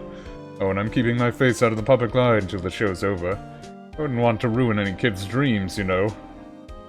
So he is the Pink Princess. Okay. He's the guy in the Pink Princess costume. That did happen a lot in like Power Rangers and stuff, though. The actors were usually men who are the girl characters. Sounds like she caught a cold standing, but didn't have time, so she went to some Pink screen garage. Can't buy him what kind of place she's living at anyway. She's in the mountain. I know it's... I can't do my fake accent voice. Right? Who's that? You want to talk? Let's talk. Pink Princess, alright. But you know, I snuck into the studio the other day, and I saw her, the one inside the Pink Princess suit. What a dog. That's kind of a shock for a boy of my tender age.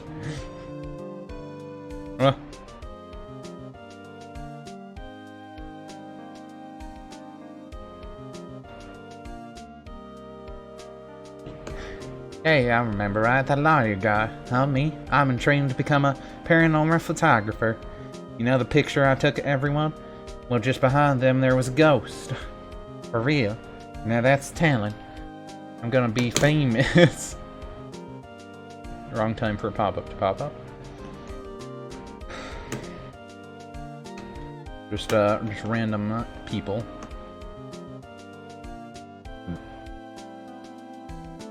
Yep. Victory. Where did we get the victory sign?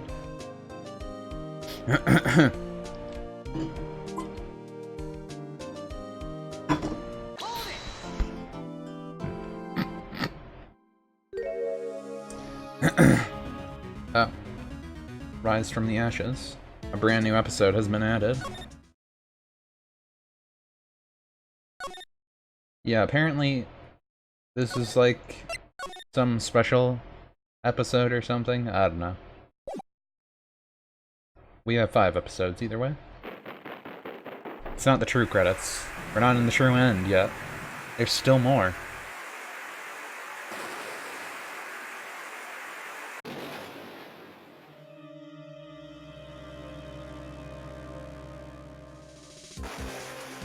Was this made just for this version though? I don't know. It seems like we have a lot more animations here right now though.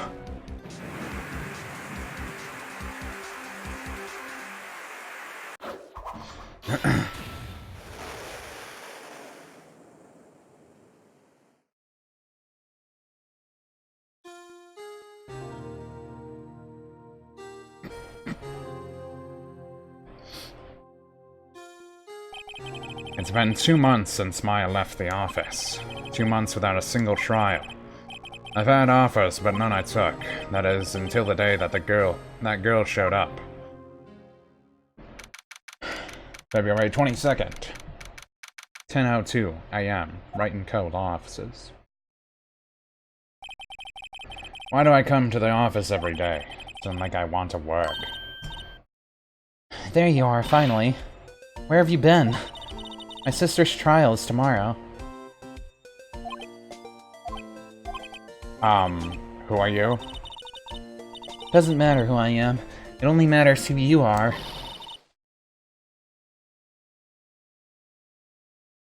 The famous defense attorney, Mia Fey? Wait, what?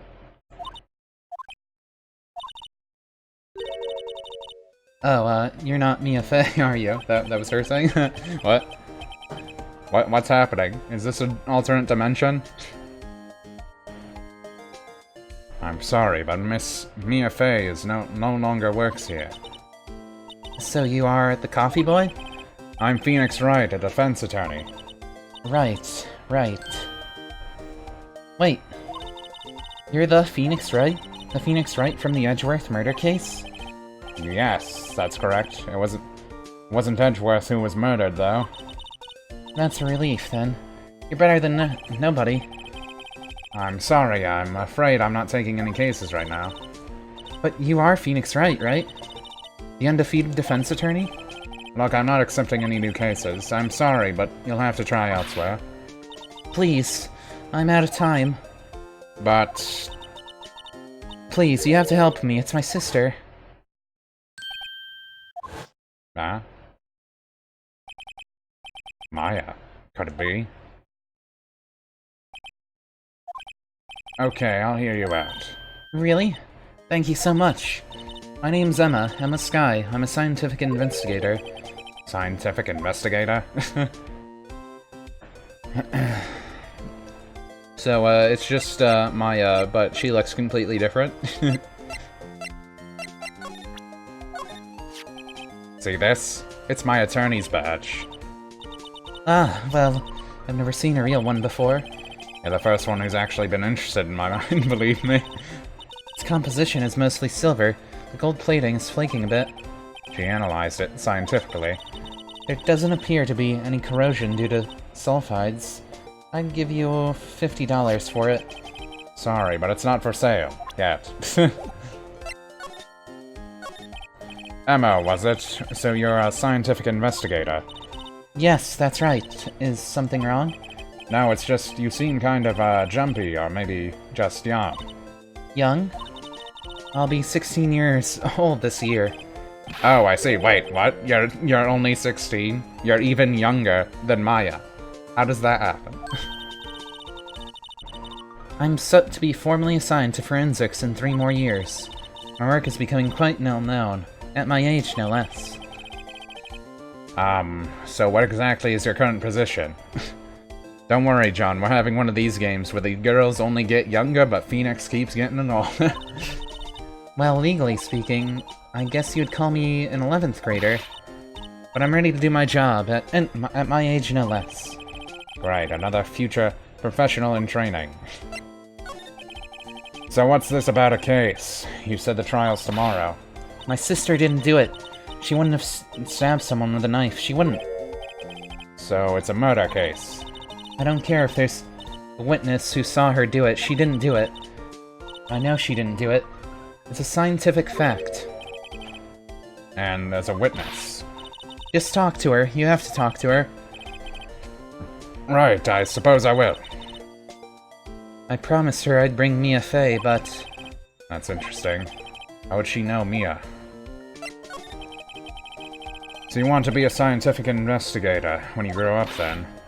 Excuse me? I'm not a child, I'll have you know. Still, it's good to have a goal, albeit a very unusual one. I believe investigations should be done scientifically. Don't you? Yeah. Sure can't fault her for the lack of enthusiasm, but, I think I much like people that study, spiritually. Maybe. If this case is handled scientifically, I'm sure my sister's name will be cleared. Your sister? I've been doing research, you know. I'm developing a new scientific method of case investigation. I'll show you when I'm done. I'm looking forward to it. Guess I should get down to the detention center and talk to her sister. My sister asked for Mia specifically. This Mia Fey person was a few years below her in school. So they went to the same school, huh? She always told me to go to Mia if I ever needed a defense attorney. And well, I need one. Incidentally, Mia is a woman. Now that you mention it, I guess it is more of a woman's name than man's. Well, it's nice of you to help your sister out like this. You must be close. Well, actually, when she gets like she is now, I kind of hate her. Nah? But she's my only family. Your only family? What about your parents? They died in a car accident when I was little. Oh, I'm sorry. Way to make it awkward, lady. Let's go see the sister. This must be the weird parallel world universe. I wonder what's wrong with Emma. She got quiet all of a sudden as soon as we arrived. Guard, I thought I told you I didn't want any visitors. Sorry, ma'am. It's just her sister. No excuses. Or do you want a raise this year, Understood, ma'am. What was that all about? He's a general. Hi, Lana. Funny. I seem to remember specifically telling you not to come here. Perhaps my memory is failing. Look. I didn't want to come here either, okay? But your trial's tomorrow and you still don't have a defense attorney. I'll be the one in court tomorrow. This has nothing to do with you, Emma. Isn't that right, Mr. Wright? Hey, how do you know me? Mia mentioned you. I've heard quite a bit. Sorry. What exactly is it that you do? My name is Lana Sky. I'm chief prosecutor for this district.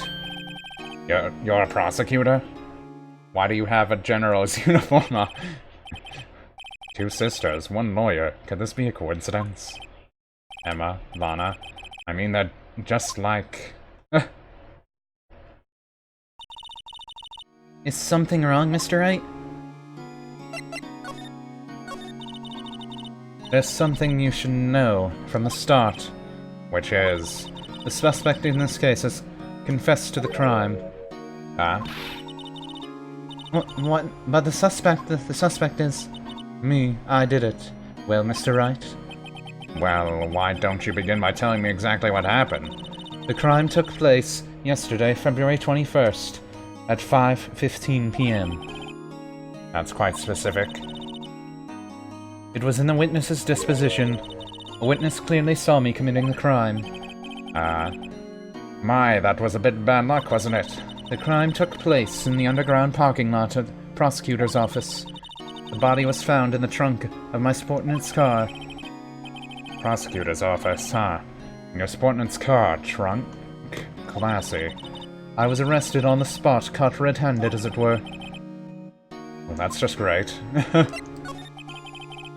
So who was the victim? An investigator with the police department. I suppose the correct term is detective. A detective? Death was due to loss of blood. He was stabbed once in the stomach. By you? Death wasn't immediate, but the wound was fatal. I see. Allow me to repeat myself, Mr. Wright. The victim was a detective. You know what that means, don't you? Uh-oh. Mr. Wright, what does that mean? Well, it means... The police department will consider it a matter of pride to have me found guilty. They will use any means at their disposal to do so. This case gets worse and worse with everything I learn. So you're the chief prosecutor? That is correct. I'm responsible for overseeing every trial handled by the prosecutors in this district. I make sure the prosecutors have what they need to do the job and manage every aspect. Those are my responsibilities in a nutshell. That's awfully a large nutshell. Still, I'm a little surprised. I would think you would recognize the district's chief prosecutor, Mr. Wright. Ah? In fact, it seems impossible you wouldn't. Lana? Lana, what happened to your hand? Oh, this. I cut myself by accident when I stabbed him, that is. Huh? I'm not very good at being a criminal, I suppose. How am I supposed to defend this? Time to change the subject. But she was in the... class ahead of Mia, wasn't she? You were in school with Mia, correct? A few years above her. Emma told you that too, did she? Well, why not? I did drag him all the way here from his office. Although it seems he has very little in common with Mia. Hey, I take offense to that, because it's true. It was in law school. I was in my 3rd year, and she was adulting the class. She was different than the other students. Different? She was strong. She would do anything to become a defense attorney. Anything. That was probably why she became attracted to me. Excuse me?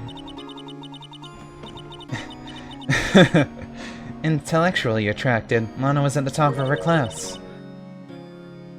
I was the best there was. Oh, that's what you mean? She was also attracted sexually. What? I'm doing pretty good in school too, by the way. It sounds a bit different when Emma says it. Well, Mr. Wright, Excuse me? as you can plainly see, I'm admitting my guilt. I think it's safe to say there's no way you can take this case, none. But Lana... Why are you doing this to me? You never think of anyone but yourself. I know you didn't do it, Lana, I know. So how can you say you did? If I lose you, I'll be all alone.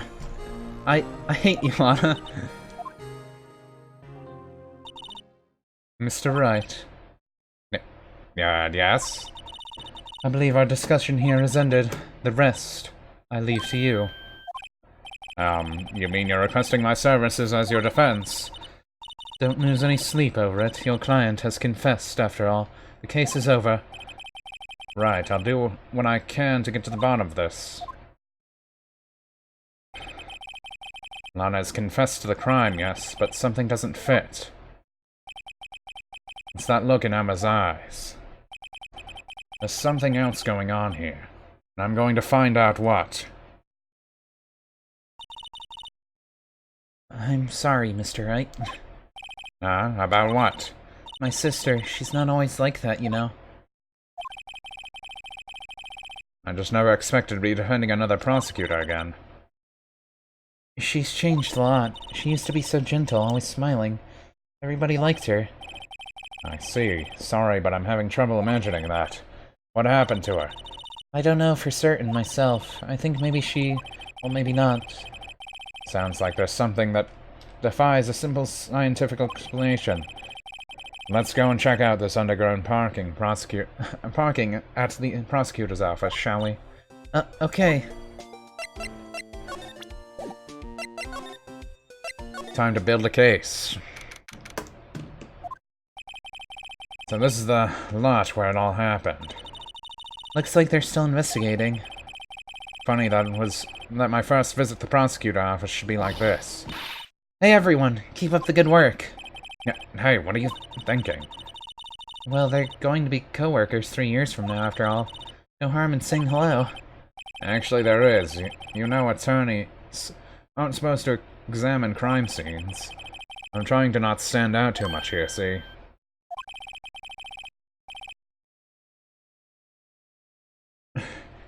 You're expecting to go unnoticed here, partner. Partner? What do we have here? Looks like a Bambi got lost from the ranch and is up to no good. Folks gotta learn to keep them doggies tied down, partner. Mr. Marshall? Marshall? Looks more like a sheriff to me. Look here, Bambi. I know how you feel, but this is my gang's gold strike, see? Strike? This is our claim, our territory, with a mother load of evidence. If you're fixing to mess with what's ours, you'll regret it, partner. You know what dreams of the cacti out in the desert dream? You want to? What's this guy talking about? You head along home now. Happy trails, Bambina. You left your wallet. Was that, hombre a friend of yours? Kind of, sort of. Yeah, he's a detective. Who thinks he's a sheriff from the Wild West, it seems. What's this? A wallet? Excuse me, officer. Wait. What are you doing, Mr. Wright? What am I doing? I just found this wallet, so I'm handing it over to the police. I don't believe it. This is real basic. Anything at a crime scene is evidence. Let's be scientific about this, please. Just put it in your pocket. How is that scientific? Sounds like Beth to me. Seems to be something inside. I'm called to duty already, and at my tender age. Here, I'll teach you the trick to examining evidence in detail, okay? By the way of her eyes sparkling, I can tell she's been waiting for this. Okay. Now, look at the courtroom record. Different mechanics. You have to be sure to examine the evidence carefully on all sides. Now let's start examining from every angle. Look! I think there might be a clue here. You should check it out with the press of the A button. Well, first, let's just look around really quick, and then bam. This is an ID card. Sergeant Bruce Goodman. ID 5842189. See? Well, isn't scientific investigating useful? I guess, though I don't see what science has to do with it.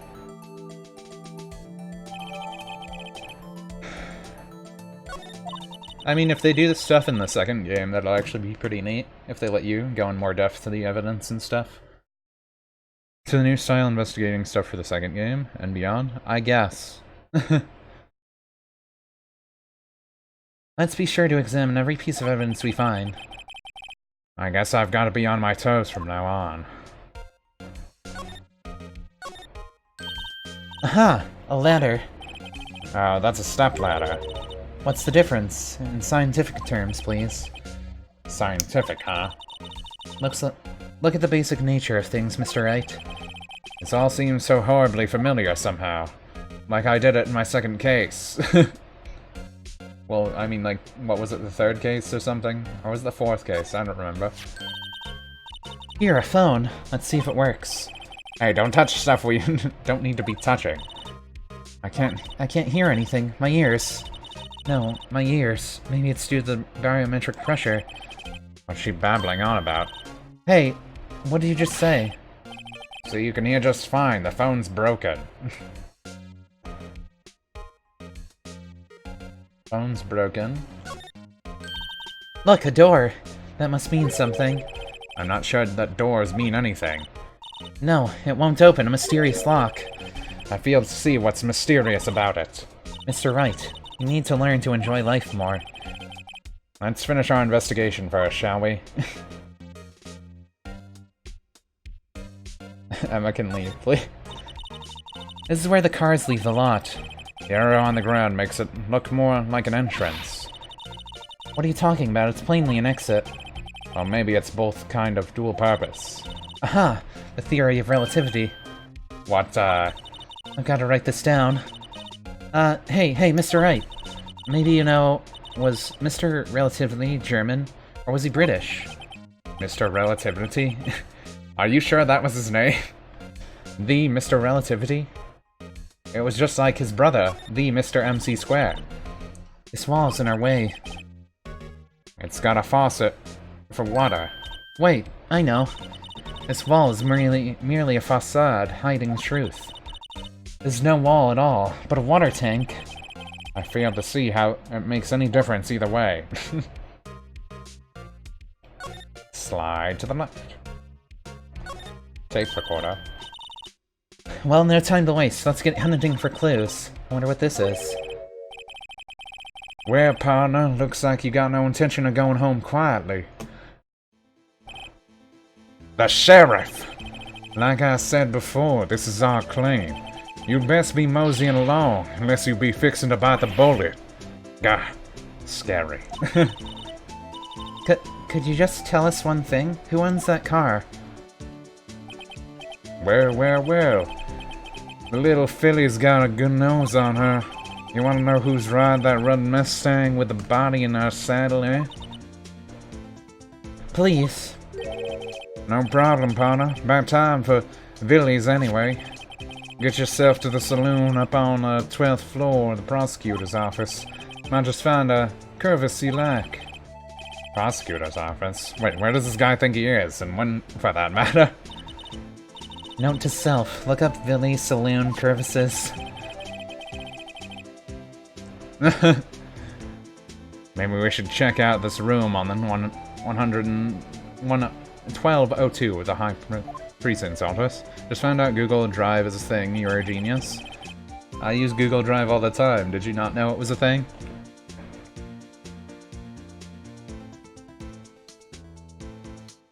Prospector? Whatever.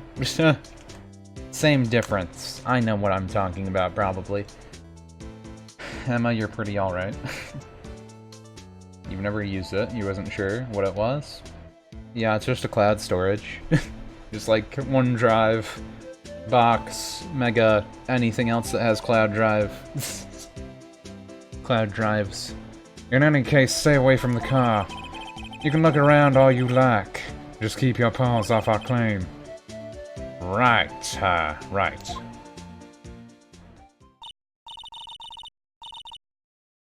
Great. Maybe there are some clues around, Mr. Wright. Let's check it out. Excuse me? Were you two all set? Us? Or is this a different person? Oh, yeah, it's a woman. Completely different. She has a squid necklace. What's this? She couldn't be... You're selling lunches here? This is a crime scene.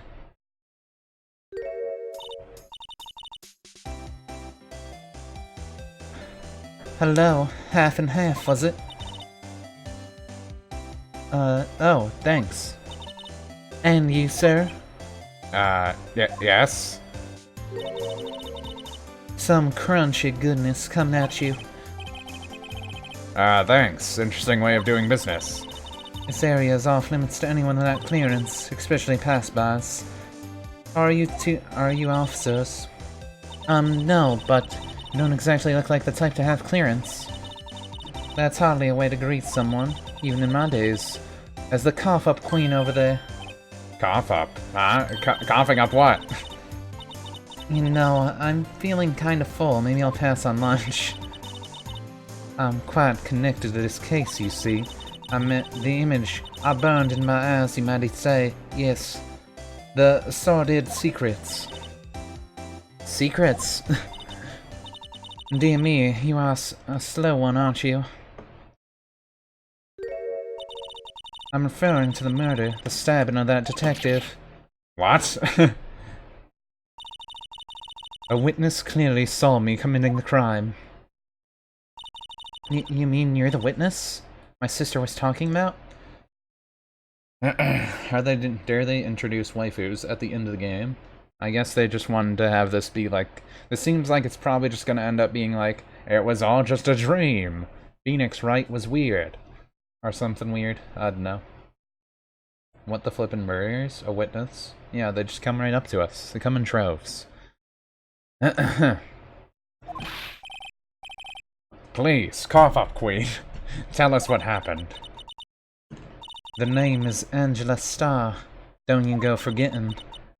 Oh, before you know it, I'll have you whimpering at my heels. Yeah. Yes. Yipes, she means it. She's one of those dominatrix. Or something. Somehow I knew. Yesterday was a day of destiny. I knew something was gonna happen. Just like I knew that day. Just like I knew the special daily on Friday every week is salmon. Destiny? Was yesterday special for some reason? You're a defense attorney, right? You should know, then. You should know the foul misdeeds of the evil ones who haunt this den of inquisition. Evil ones? Prosecutors, they have no qualms about blackening the name of innocence. And yesterday they paid homage to the most evil one of all. They gave an award to the king of prosecutors. What a farce. So she's saying there was some sort of prosecutors convention yesterday? I was almost compelled to lace their lunches with something foul. Do you have a personal grievances against prosecutors or something? Or is there some kind of scientific evidence of this, evil? Young miss. Salmon isn't even that great. I don't really like fish that much, so... Mock me at your own risk. You'll soon find out why they call me the cough-up queen. Ew! The most heinous of all evil ones, the one awarded yesterday. It was in his car that the body was found. Proof that he devours the evilest lunches of all. Really? Really what? I'm totally confused. One thing's clear, this lunch lady has a thing against prosecutors. So what exactly was it that you witnessed, Miss Star? It was fascinating spectacle, to be sure. I now feel I know what they say when they talk about a woman's wrath. To see Lana Sky wield a knife so. Her knife flashed in anger, bringing him to a sad end. It was truly a sight to see. You mean you saw the very moment of the crime? The sound of his silvery ties to this world being cruelly cut still rings in my ears, and the rhythmic beat of Lana Sky's knife. Wait a second, you know Lana Sky? Of course, it was quite a feat becoming chief prosecutor. How many lunchboxes of sin did she pack to make that journey, I wonder? What? She always travels pretty late. Now, why would this pretty lady know the chief prosecutor's name? Because she's a chief prosecutor, possibly, but probably not. No relation. You know that she's apparently someone everyone should know, but I don't. Could we ask you a bit about yourself, Miss Star? I come here every day to sell lunches.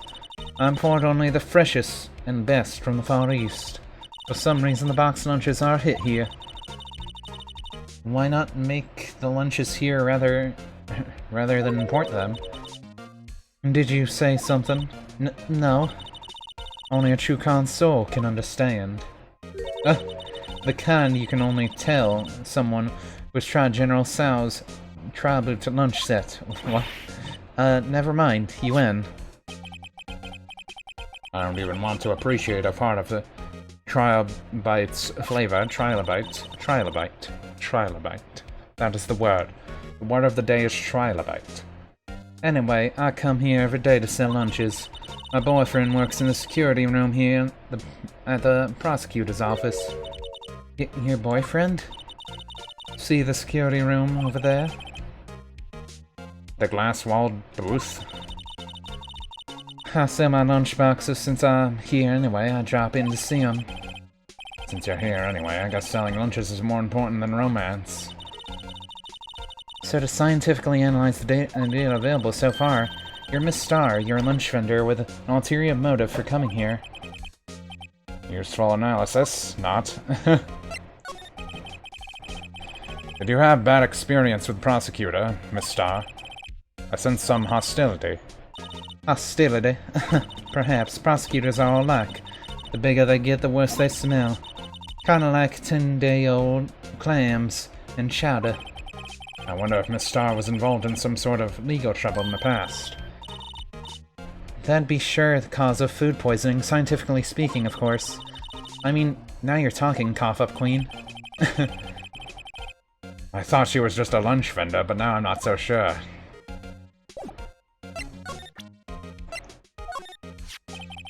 About this card. Lunch and vendors only accept cash, no cards, especially not a card belongs to someone else. No, this isn't a credit card, it's an ID card, it belongs to a detective. And you're showing this to me, the lunch lady, why? That's like showing a fountain honey ham to a detective. Why do I always feel like I'm being mocked?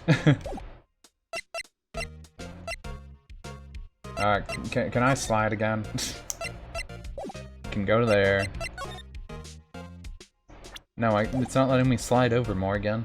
Weird. I guess we'll have to do it later. To the high prosecutors. Oh, great. Edgeworth. Excuse me.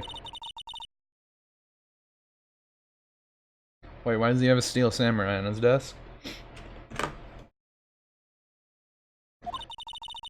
Quite a change from your office, really. Thanks. Look! There's a trophy or something here. Oh great, another trophy. What that shield? It takes real nerve to display stuff like this. Whoever's office this is, they must be real stuck-up jerk. Phoenix Wright, you never tire of prying into other people's business, do you? That voice. Long time no see, Edgeworth. Huh? Mr. Edgeworth? You know him from somewhere? Of course. I'm his biggest fan. My sister introduced us once and... Right, her sister, the chief prosecutor, after all. Well, what brings you here? I'll warn you, I've been known to be a real stuck-up jerk. No, did I, no. I was just Mr. Wright here, Hey, don't blame me. We're just here to investigate a murder case. Murder? A body was found in this nasty bright red sports car in the parking lot. That would be my car. What of it? Of course. So, a body was in Edgeworth's sports car, and Lana opened up that sports car and stabbed the person inside of it to death. I like how even his potted plant there has the little necktie thing. And he has his own suit hanging on the wall too. Good for him. What? Your car? I'll say one thing, she can certainly scream. So the body was found in your car. Go ahead and say it, Wright. You think I did it, don't you? After you went through all the trouble to help me last year, no less. Wait, last year? Didn't we say it was 2 months later? I mean, I guess a year passed, because it's February and that was December, so never mind. It's just weird to say it like that. You usually would say like a few months ago or something. No, we don't think you did it. I mean, it was my sister who stabbed him. Wait, no, she didn't do that. I mean... Wait. So you're the chief prosecutor's and her sister, then? Yes, Emma Skye, and, it's nice to meet you again. Now that didn't sound forced at all. Now I remember, you've really grown. I'll admit it was a surprise for me too. Thinking that my own car would become the scene of a murder. More surprising still, I'm being forced to prove my superior's guilt. I can understand. Wait, what did you say? Lana Skye is the chief prosecutor, the top prosecutor in the district. She can't prosecute herself, so I'll be the prosecutor at the trial tomorrow. You, Mr. Edgeworth. To be honest, it's a bit of a miracle I'm still here at all. What do you mean? Rumors. You've heard the rumors about me, haven't you? Miles Edgeworth. It's hard to remember a time where there weren't rumors about this guy. Forging evidence, arranging false testimony, illegal searches, you name it. Thanks to you, my innocence was established in the trial at the end of last year. However, there are some who say I'm the one responsible for the current incident. What? That's crazy. Some people need a little excuse to think ill of others. It's a fact of life, impossible to stop. But... Some of them even go so far as to present me with toys like this. They think it's funny. Toys? That bronze shield? There's going to be a story behind that one. Chief Prosecutor Skye. Well, yes, we first worked together on a case 2 years ago. It was my first big case. Of course, so Edgeworth is just, we're seeing the other side of the can. The prosecutor side. Miles Mia is Lana, I guess. That's right, I remember. 10 years ago, I wasn't even a lawyer yet. Since then, I've always felt that she was looking out for me. It appears I was mistaken. Mistaken? Why? I mean, I know she's the warmest, not the warmest person, but I'm sure she felt some responsibility for you. Then why? Why'd she stab someone in the trunk of my car? Not only that, she stabbed him with my knife. What, Mr. Edgeworth? Your knife was the murder weapon? To be specific, it was the knife I keep in the toolbox in my trunk. Usually Edgeworth's toolbox traces the victim's blood, no prints. She wasn't wearing gloves. Since she stabbed herself. There's no prints, though. She had to be wearing gloves, though, right? Edgeworth? What? Are you sure you didn't do it? Come on, can't you take a joke? You have a strange sense of humor, Mr. Wright. Let's see this trophy. Mr. Edgeworth have such a comfy sofa. Sofas like this make me want to curl up and take a nap. I bet he pores over his case files in here until wee hours of the morning. Then he takes off his jacket, rolls up his sleeves, and goes to sleep using his arms as a pillow. I don't believe it. She's actually daydreaming about Edgeworth working. I bet in the morning he has sofa hair, and little creases in his cheeks from the steams. He's so cool. Sofa hair is cool.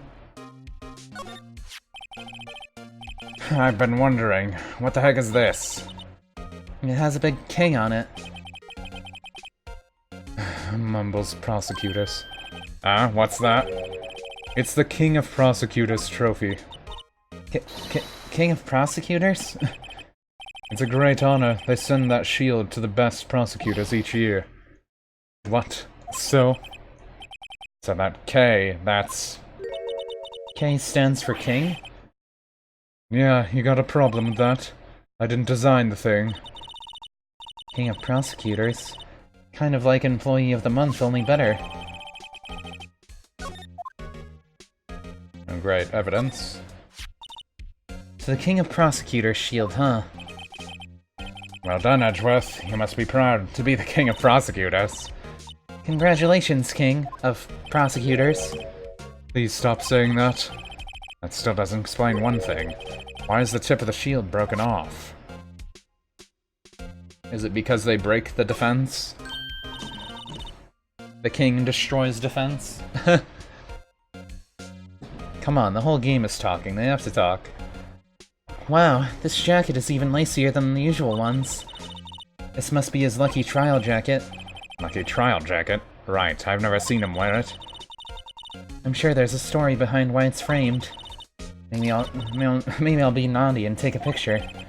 She's getting way too excited about this. My. What an amazing bouquet. Just right for Mr. Edgeworth. No kidding. There's a card on it. Back from the dead, Wendy. Wendy, I've heard that name somewhere. And beside it, a giant steel samurai. Wow, I want one. There's something written on the bottom of the foot. Between a rock and a hard place, Wendy. Wait, was it for all the cases he lost? Wendy, is she Mr. Edgeworth's fiancée? Oh yeah, I don't think so.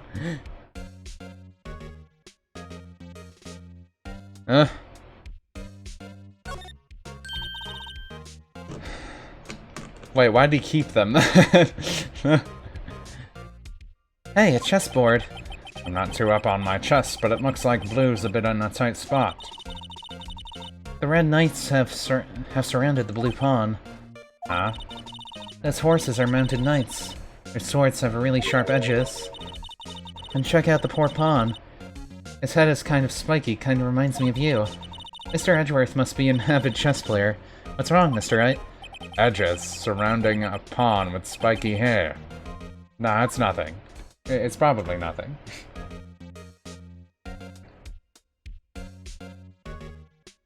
Well then. A tea set. Oh, cute. What a pretty tea set. I go for more than instant tea bags myself. Amazing, the drawer below is filled with packets of tea leaves. They're all sorted by place of origin and flavor. Look at this, royal blend. What an exquisitely splendid concoction. There's such a thing as taking a hobby too far. Wow, these are all case files. They're stacked to the ceiling. There's even a ladder. Odd.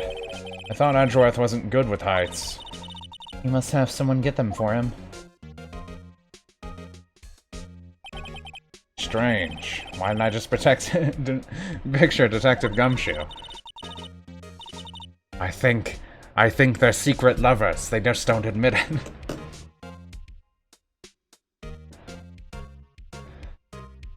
He must study these case reports so closely. He's so cool. You wouldn't say that if you saw him swinging bullets on that ladder. A work desk. It's quite tidy, one might expect. What a nice desk. Easy to use and easy on the eyes. It's polished so well I can see my own reflection. Strange. Why did I picture Detective Gumshoe again? Maybe I'll take that name plaque as a souvenir. Don't. He'll sue you. Did he just picture that Detective Gumshoe is the one who cleans Edgeworth's desk for some reason?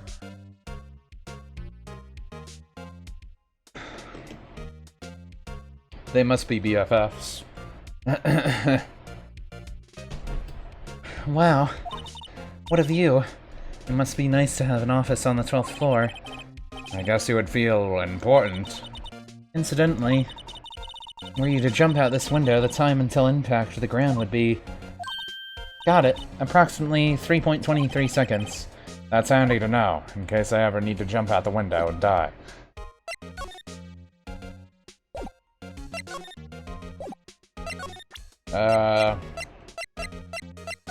Let's show him this. Say, Edgeworth, I was wondering about this. Mr. Wright, What? are you sure you should be showing that to Mr. Edgeworth? Oh, he'll take it for sure, won't he? I wish I could be on the same side as Mr. Edgeworth. Then my sister would be found guilty. If she shies any deeper, I'm going to start getting depressed.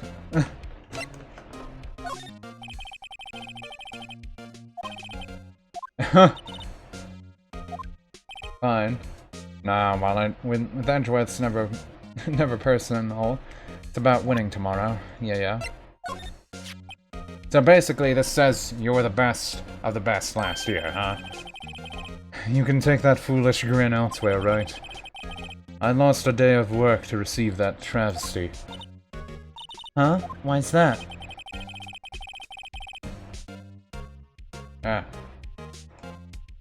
I had to go to the police department to receive that broken shield. That a police department?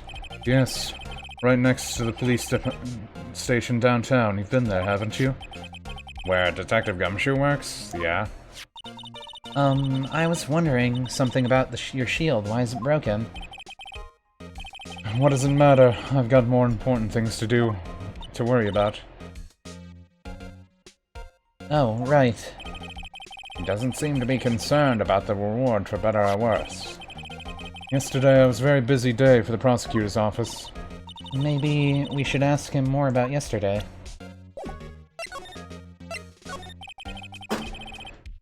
Wright, our edgelord's car. Wright doesn't even have a car. Could you tell me more about yesterday, the day of the murder? Yesterday was the annual cleaning day of the prosecutor's office. Cleaning day? Working with the police department, we sort out the files of all the evidence for solved cases. We call it evidence transferal. Wiping your hands of all the cases, in other words. Oh, and another thing. A ceremony was held at the police department as an annual review, an award for outstanding police officers and prosecutors. And that's when you got the shield. I was at the police department yesterday afternoon. I got back at 5:12. That's very precise.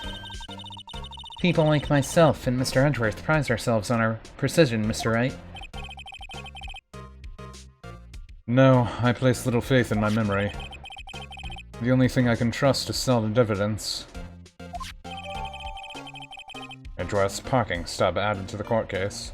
But didn't the murder happen at 5:15? So that means the body was put in the car beforehand, probably. This is the parking stub from the underground lot. The murder took place around 5:15. So the murder happened right after you got back. What, Wright? I'd appreciate it if you direct that suspicious glare elsewhere. What? Who is this person?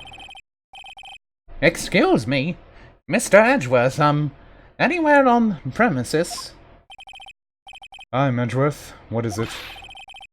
I'm here, sir, at the request of the chief, sir. I got your report, sir. Report? What? Did you find new evidence in the case against Chief Professor Sky? I don't like the way this conversation is going at all. Sky? No, sir. No, the name of that kind, sir. Not in this report, sir. I think I just heard Edgeworth's lid blow. Mr. Edgeworth lid's not very tight, is it? I made myself clear in request to the police department, did I not? I need to focus on the trial tomorrow, so don't bring anything unrelated. Sir, I'm just following orders, sir. They told me to bring you this. I wasn't aware of the particulars of your arrangement. Give me your name. Yes, sir. Meekins, sir. Officer Meekins. Right, Officer Meekins. Take your report and leave. And good luck with that raise next month. Wait, but, sir, I didn't know. Poor guy. Looks like he was absent on the day they gave out brains and good luck. My daughter can't get that operation now. She's dead. Right. Yes, sir. Guy caught me off guard. As you can see, I'm busy. You may leave now. Let's do what he says, right? The victim was a detective from the same department as the patrolman just now. Go down to the police department. You can ask more there. Thanks. He seems to have finally calmed down, at least.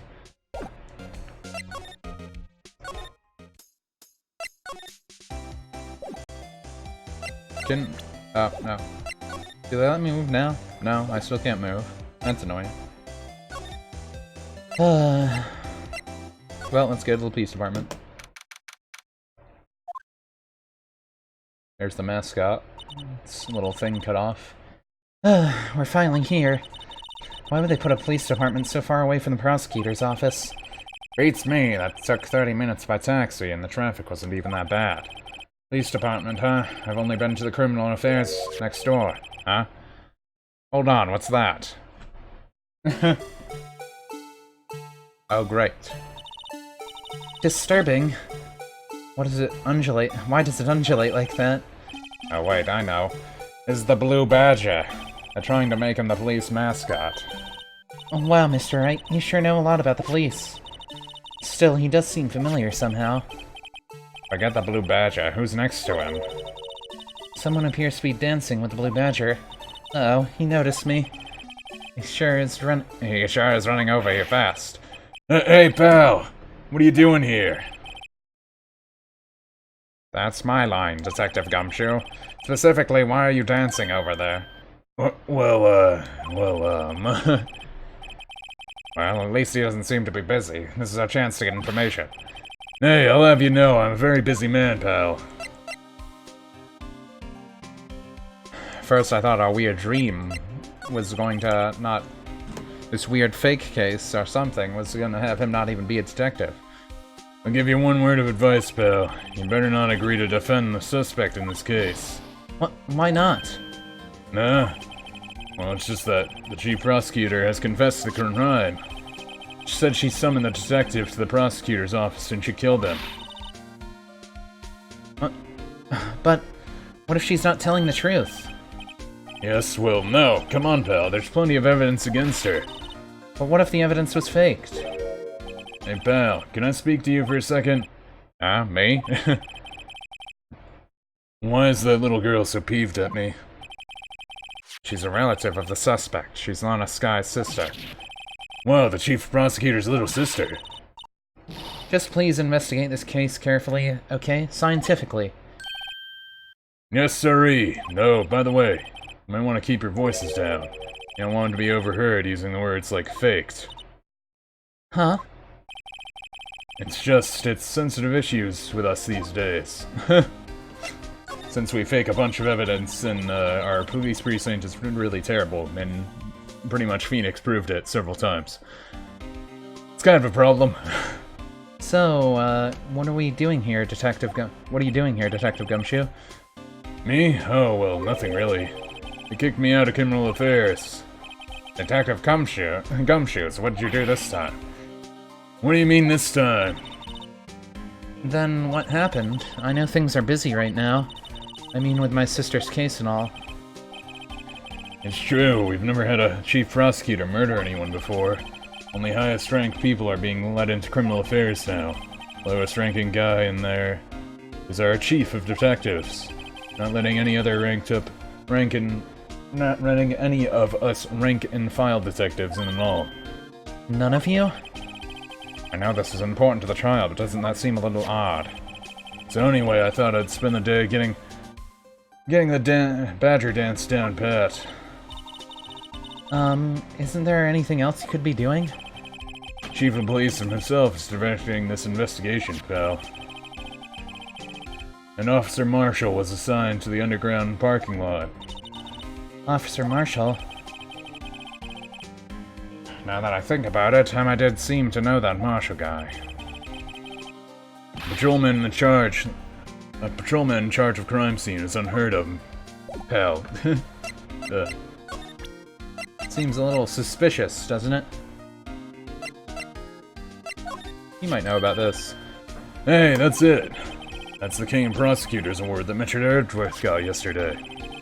Were you at the award ceremony, Detective Gumshoe? Of course, pal. I got an award for diligence myself. Congratulations. I was wondering, why is the award a shield? And why is it broken? Oh, there's a reason. I'll tell you what it is later. Apparently he's forgotten. But I was proud of Mr. Edgeworth for winning that award. Even with all the naysayers in the prosecutor's office. Naysayers must be because of the rumors.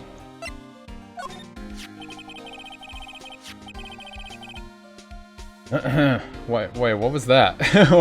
What was that? It showed the wrong thing at first, but then swapped over there. Found in Mr. Edgeworth's car, stabbed with Mr. Edgeworth's knife, huh? What would drive Chief Prosecutor Sky to do such a thing? Wait, I mean, sure, of course someone else really did it. Someone who must have had a grudge against Mr. Edgeworth. The car and knife do seem a little too well organized to be a coincidence. Poor Mr. Edgeworth. What could have happened? We have to find out a little more about what's going on with Edgeworth.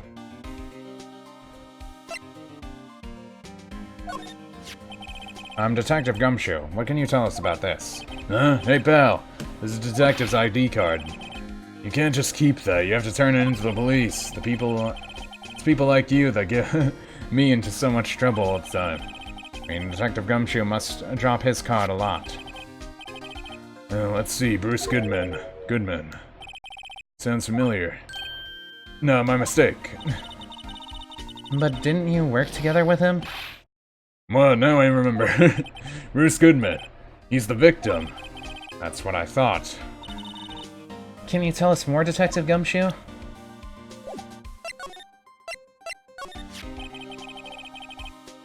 Showed for each, didn't bother to make separate scenes. Yeah, I guess it's weird. So, the ID card belonged to the victim. He was a detective like myself, Detective Bruce Goodman. Didn't you think it's strange? I mean, why would the victim's ID card be lying on the ground where he found it? Well, Detective Goodman should have been at the police department yesterday. There was an evidence transferal for a case he handled 2 years ago. Evidence transferal? Mr. Edgeworth mentioned that too. But Detective Gumshoe but Detective Goodman was killed at the prosecutor's office. Well, that's the thing. It's hard to say this, but where does Chief Prosecutor Sky called him out there? The parking lot. Not as confessing as much. He's in a tough spot again. Again?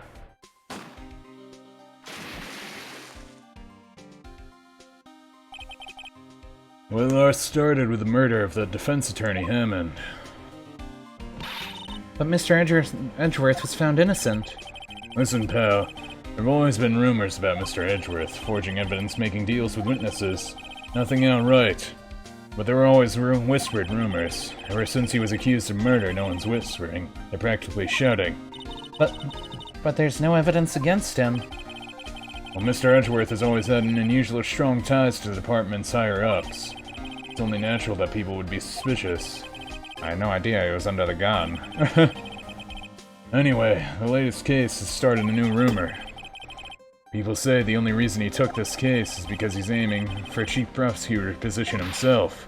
What? But I know the truth, pal. Nobody wants to be the one who has to prosecute the chief prosecutor.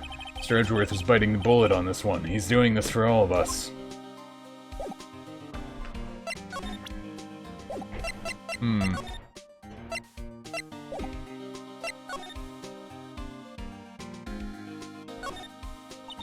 Mr. Wright, do you know why patrol cars are painted black and white?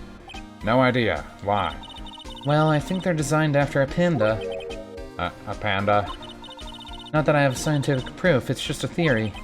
Do you mind me asking how you came up with that theory? It was when I was on a school trip. I saw a patrol car and it came to me. We'd just been to the zoo, see?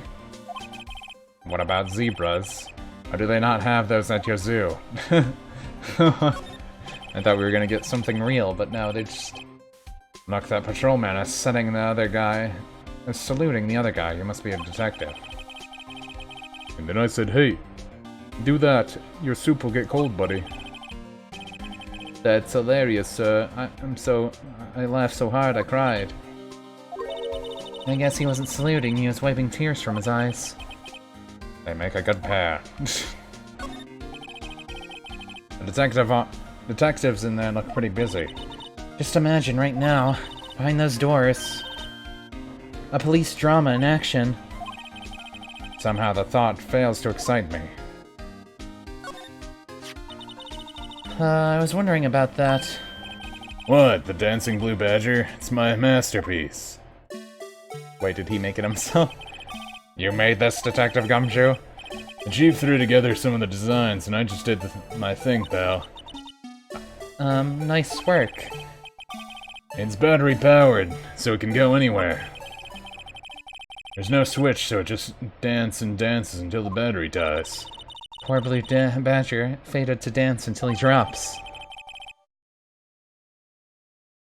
But what about the part where it's cut? And that's all I know about that. I'm not officially on the case, you know. Thank you.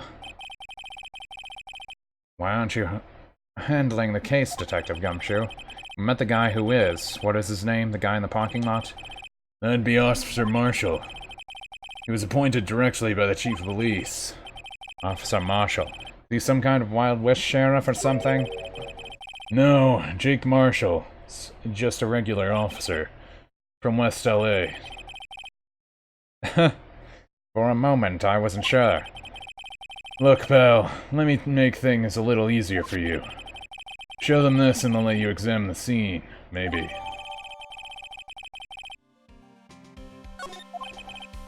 I'll be surprised if this gets us anywhere. Just act like you're supposed to be there and nobody will look at you twice, pal. Usual wanted posters are hanging up on the bulletin board here. Do you know this face? If you do, dial 911. You know, Mr. Wright, I've always thought it was kind of funny. I've never seen anyone who looks like the people in these posters. They hardly even look human. He has a point.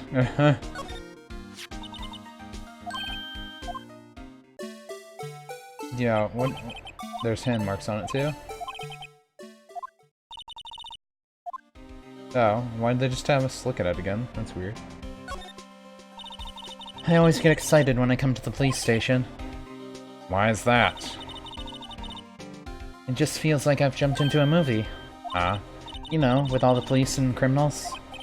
Well, I don't know if this is all that exciting. Sure it is. Look at those two officers over there. They're probably talking about the latest bust. Funny, I thought they were talking about the weather. The banner here is announcing Crime Fighting Champion. Nice slogan. I wonder if they'll be selling fingerprinting sets. I don't think it's that kind of campaign. What family wouldn't want a set at home? It's good for finding out who snuck into the cookie jar. I think most families can figure that out without the extra help.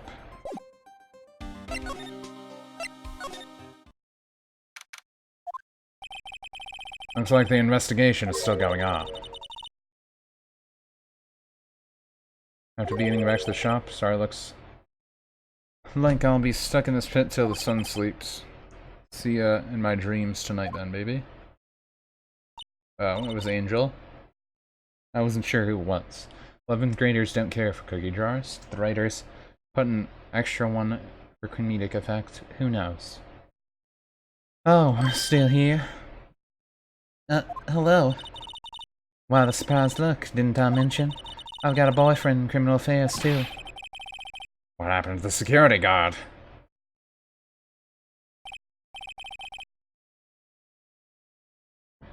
Hey, what's wrong, Dunbean? You're looking like a dog. You're looking like a doggy who lost its hurt. There. Jake Marshall. Strange guy to put in charge of crime scene. Would you mind reading this for me? What's this? I warn you, fan letters to me go right to the spittoon.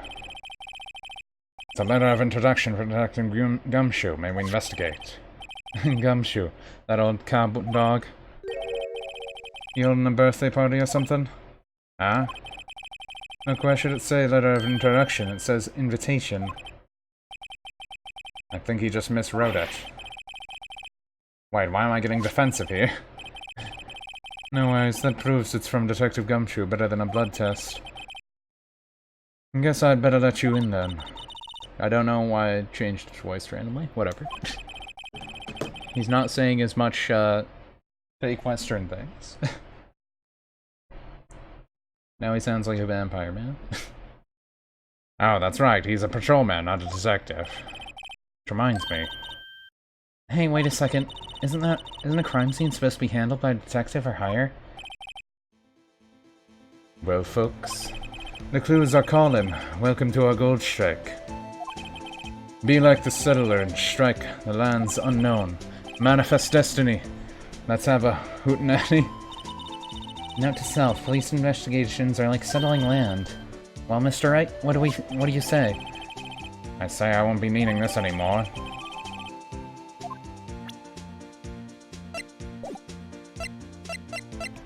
Slide.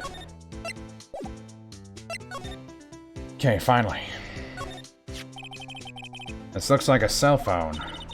Scientific analysis which suggests this belonged to the victim. I can't think of anyone else it could belong to. What's so scientific about that? Should we check it out? Right, let's check it out. Oh, why are we doing it like this?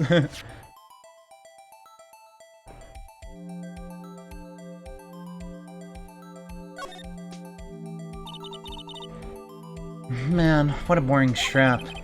What's wrong with it? Everyone has different tastes, you know. Here, check out mine. It's a pink princess strap. These are hard to come by, you know. I see the series is popular ever with kids.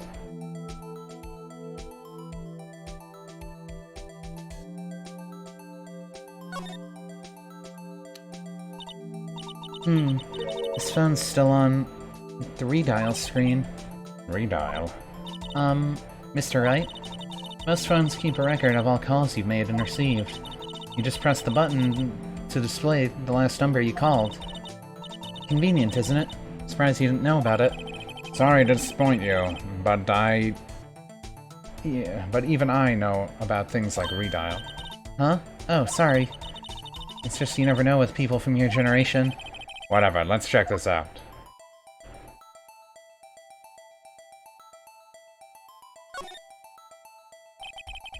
I want to see who the owner of this phone called last. Note to self, a defense attorney doesn't think first, he just pushes the button.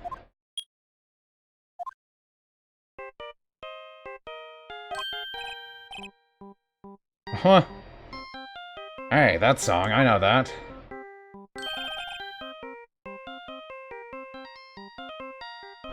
Oh. What's going on here? Oh, sorry. I see you, partner. You pressed the redial on that phone there, didn't you? Well, yeah. Whose phone is this anyways? It was on the ground over there. Whose is it? That belongs to Chief Prosecutor Scott. What? It's my sister's? She apparently dropped it. She apparently dropped it when she was taken into custody right after the crime. Look, the last call she was made right when the murder occurred. Looks like she was fixing to call someone. Except she only spoke for a few seconds according to this. Who did she call? No idea. Sorry, partner. Now I got a question for you, partner. I heard a phone ring just now. One of those newfangled ringtones. Oh, that's... Oh. I'm sorry, that was my phone. What? Your phone? Yeah, it's kinda strange, but someone called me right as we picked up the other phone, a wrong number. I hope you're not lying. They shoot you for that in Texas, partner. I've incited the wrath of the Lone Star Patrolman. Cell phone added to the court record. Last call made at 5:18 on the day of the murder.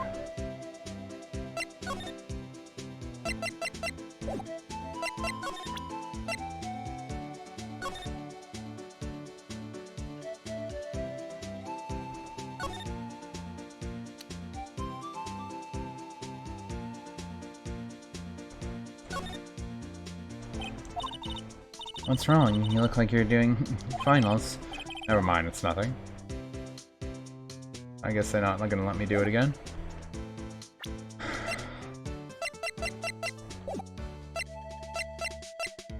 Well, Examine. That's an interesting... this rope, is it? Yeah, they lay it out in the outline of the victim's body. So wait, the victim must have died when the killer closed the trunk on him. You've got to be the only person I know that would come to that conclusion.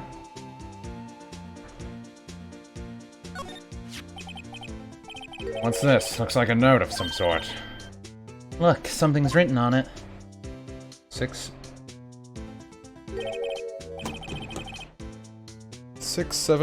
12/2 December 2nd or something else. There's a name printed on the paper above that Goodman. Maybe it fell out of his pocket when he was killed. Well, so what does it mean, Mr. Wright? How am I supposed to know? Note to self, for deductive reasoning, go to Edgeworth, not Wright. I'm not sure Edgeworth wouldn't know what this means either. But I could probably show it. It's not like he wants to win this case, right? I don't know. This is one of those electronic lift things, too, where they put the car in. The weird thing. This appears to be the car where the body was found. Looks like the lock on the trunk is busted. The crime took place in the underground parking lot at the prosecutor's office. The body was found in the trunk of my subordinate's car. Quite a luxury car, it just screams I have money to burn. Yeah, prosecutors get the big bucks.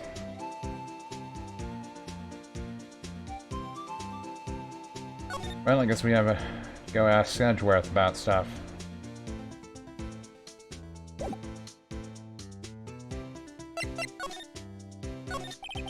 Officer Marshall, could you tell us more about the victim? Good men always die young. Remember that, partner. Could you be a little more specific? Bruce Goodman, he was a detective, right? Well, aren't you a feisty doggy there now? Detective Goodman was stabbed here at 5:15. The smiling Madonna told me that tale. Madonna. I think he, means the witness, Miss Angel Starr. One stab to the chest, a fine piece of work. This here's the autopsy report. Death due to loss of blood, 1 knife wound, died within an hour and a half. 4 p.m. Was my sister involved with the victim in any way? Funny you should mention it, Bambina. The Chief Prosecutor Sky and Detective Goodman had nothing in common at all. Nothing in common?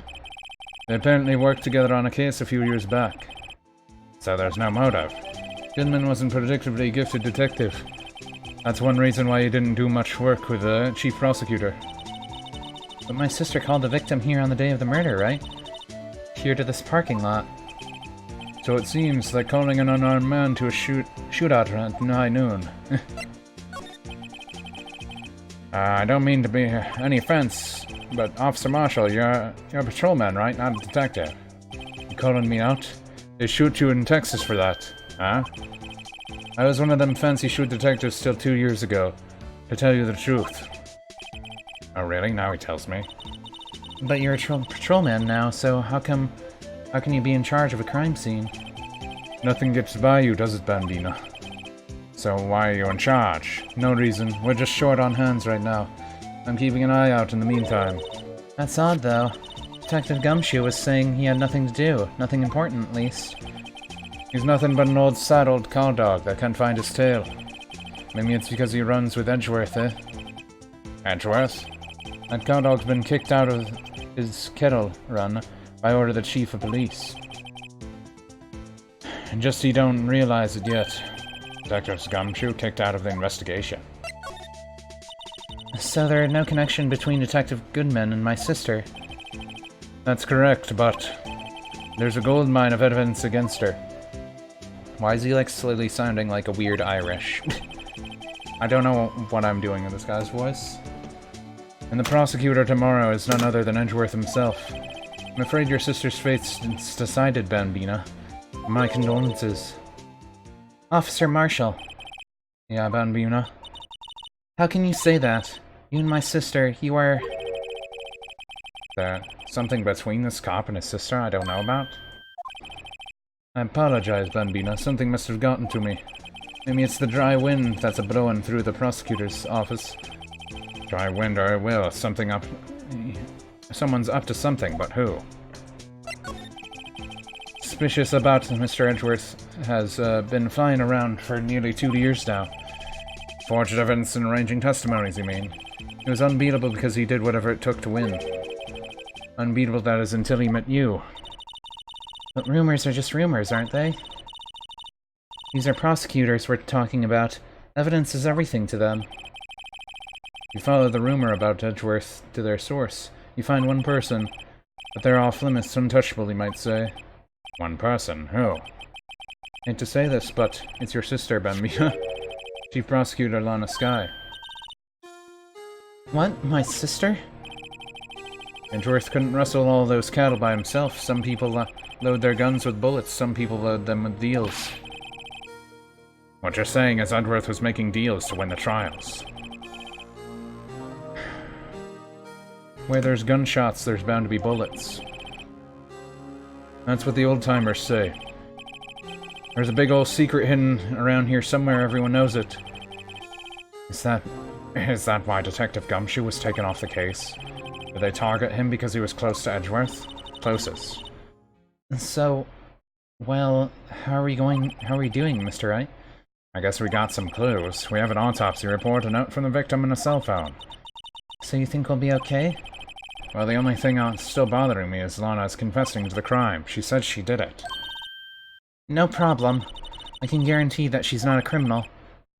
Oh, by the way, Emma. Yes? I know that song your phone plays when it rings. What? It's the Steel Samurai song, theme song, isn't it? A popular TV show for kids. The phone that rang earlier wasn't mine. It was yours. 5:18, just after the murder took place. Your sister called you, didn't she? I'm sorry. Can you tell me what you talked about?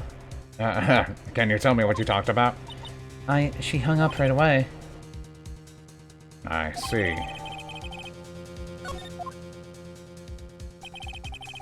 Detective is murder, and the suspect is at the top of the prosecutor, as the top prosecutor in the district. Got a bad feeling about this. Like maybe I still don't know everything. To be continued, question mark?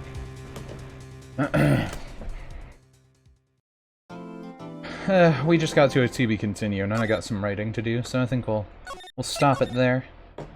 See if we can get off episode 5. I think they're gonna throw us a whole bunch of the lookalike characters and junk, though.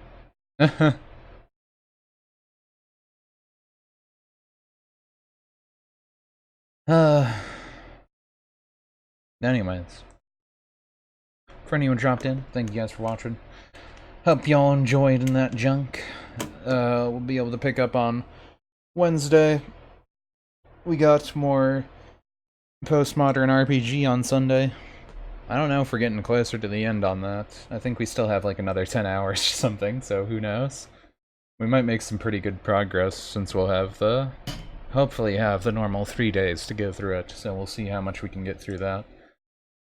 But yeah, looking forward to getting to the second game on this one. I think we'll be able to... I don't know how long this case will be, but it seems like this is just like a weird fun quest to do or something, or introducing us to the second game's mechanics. I guess we'll find out.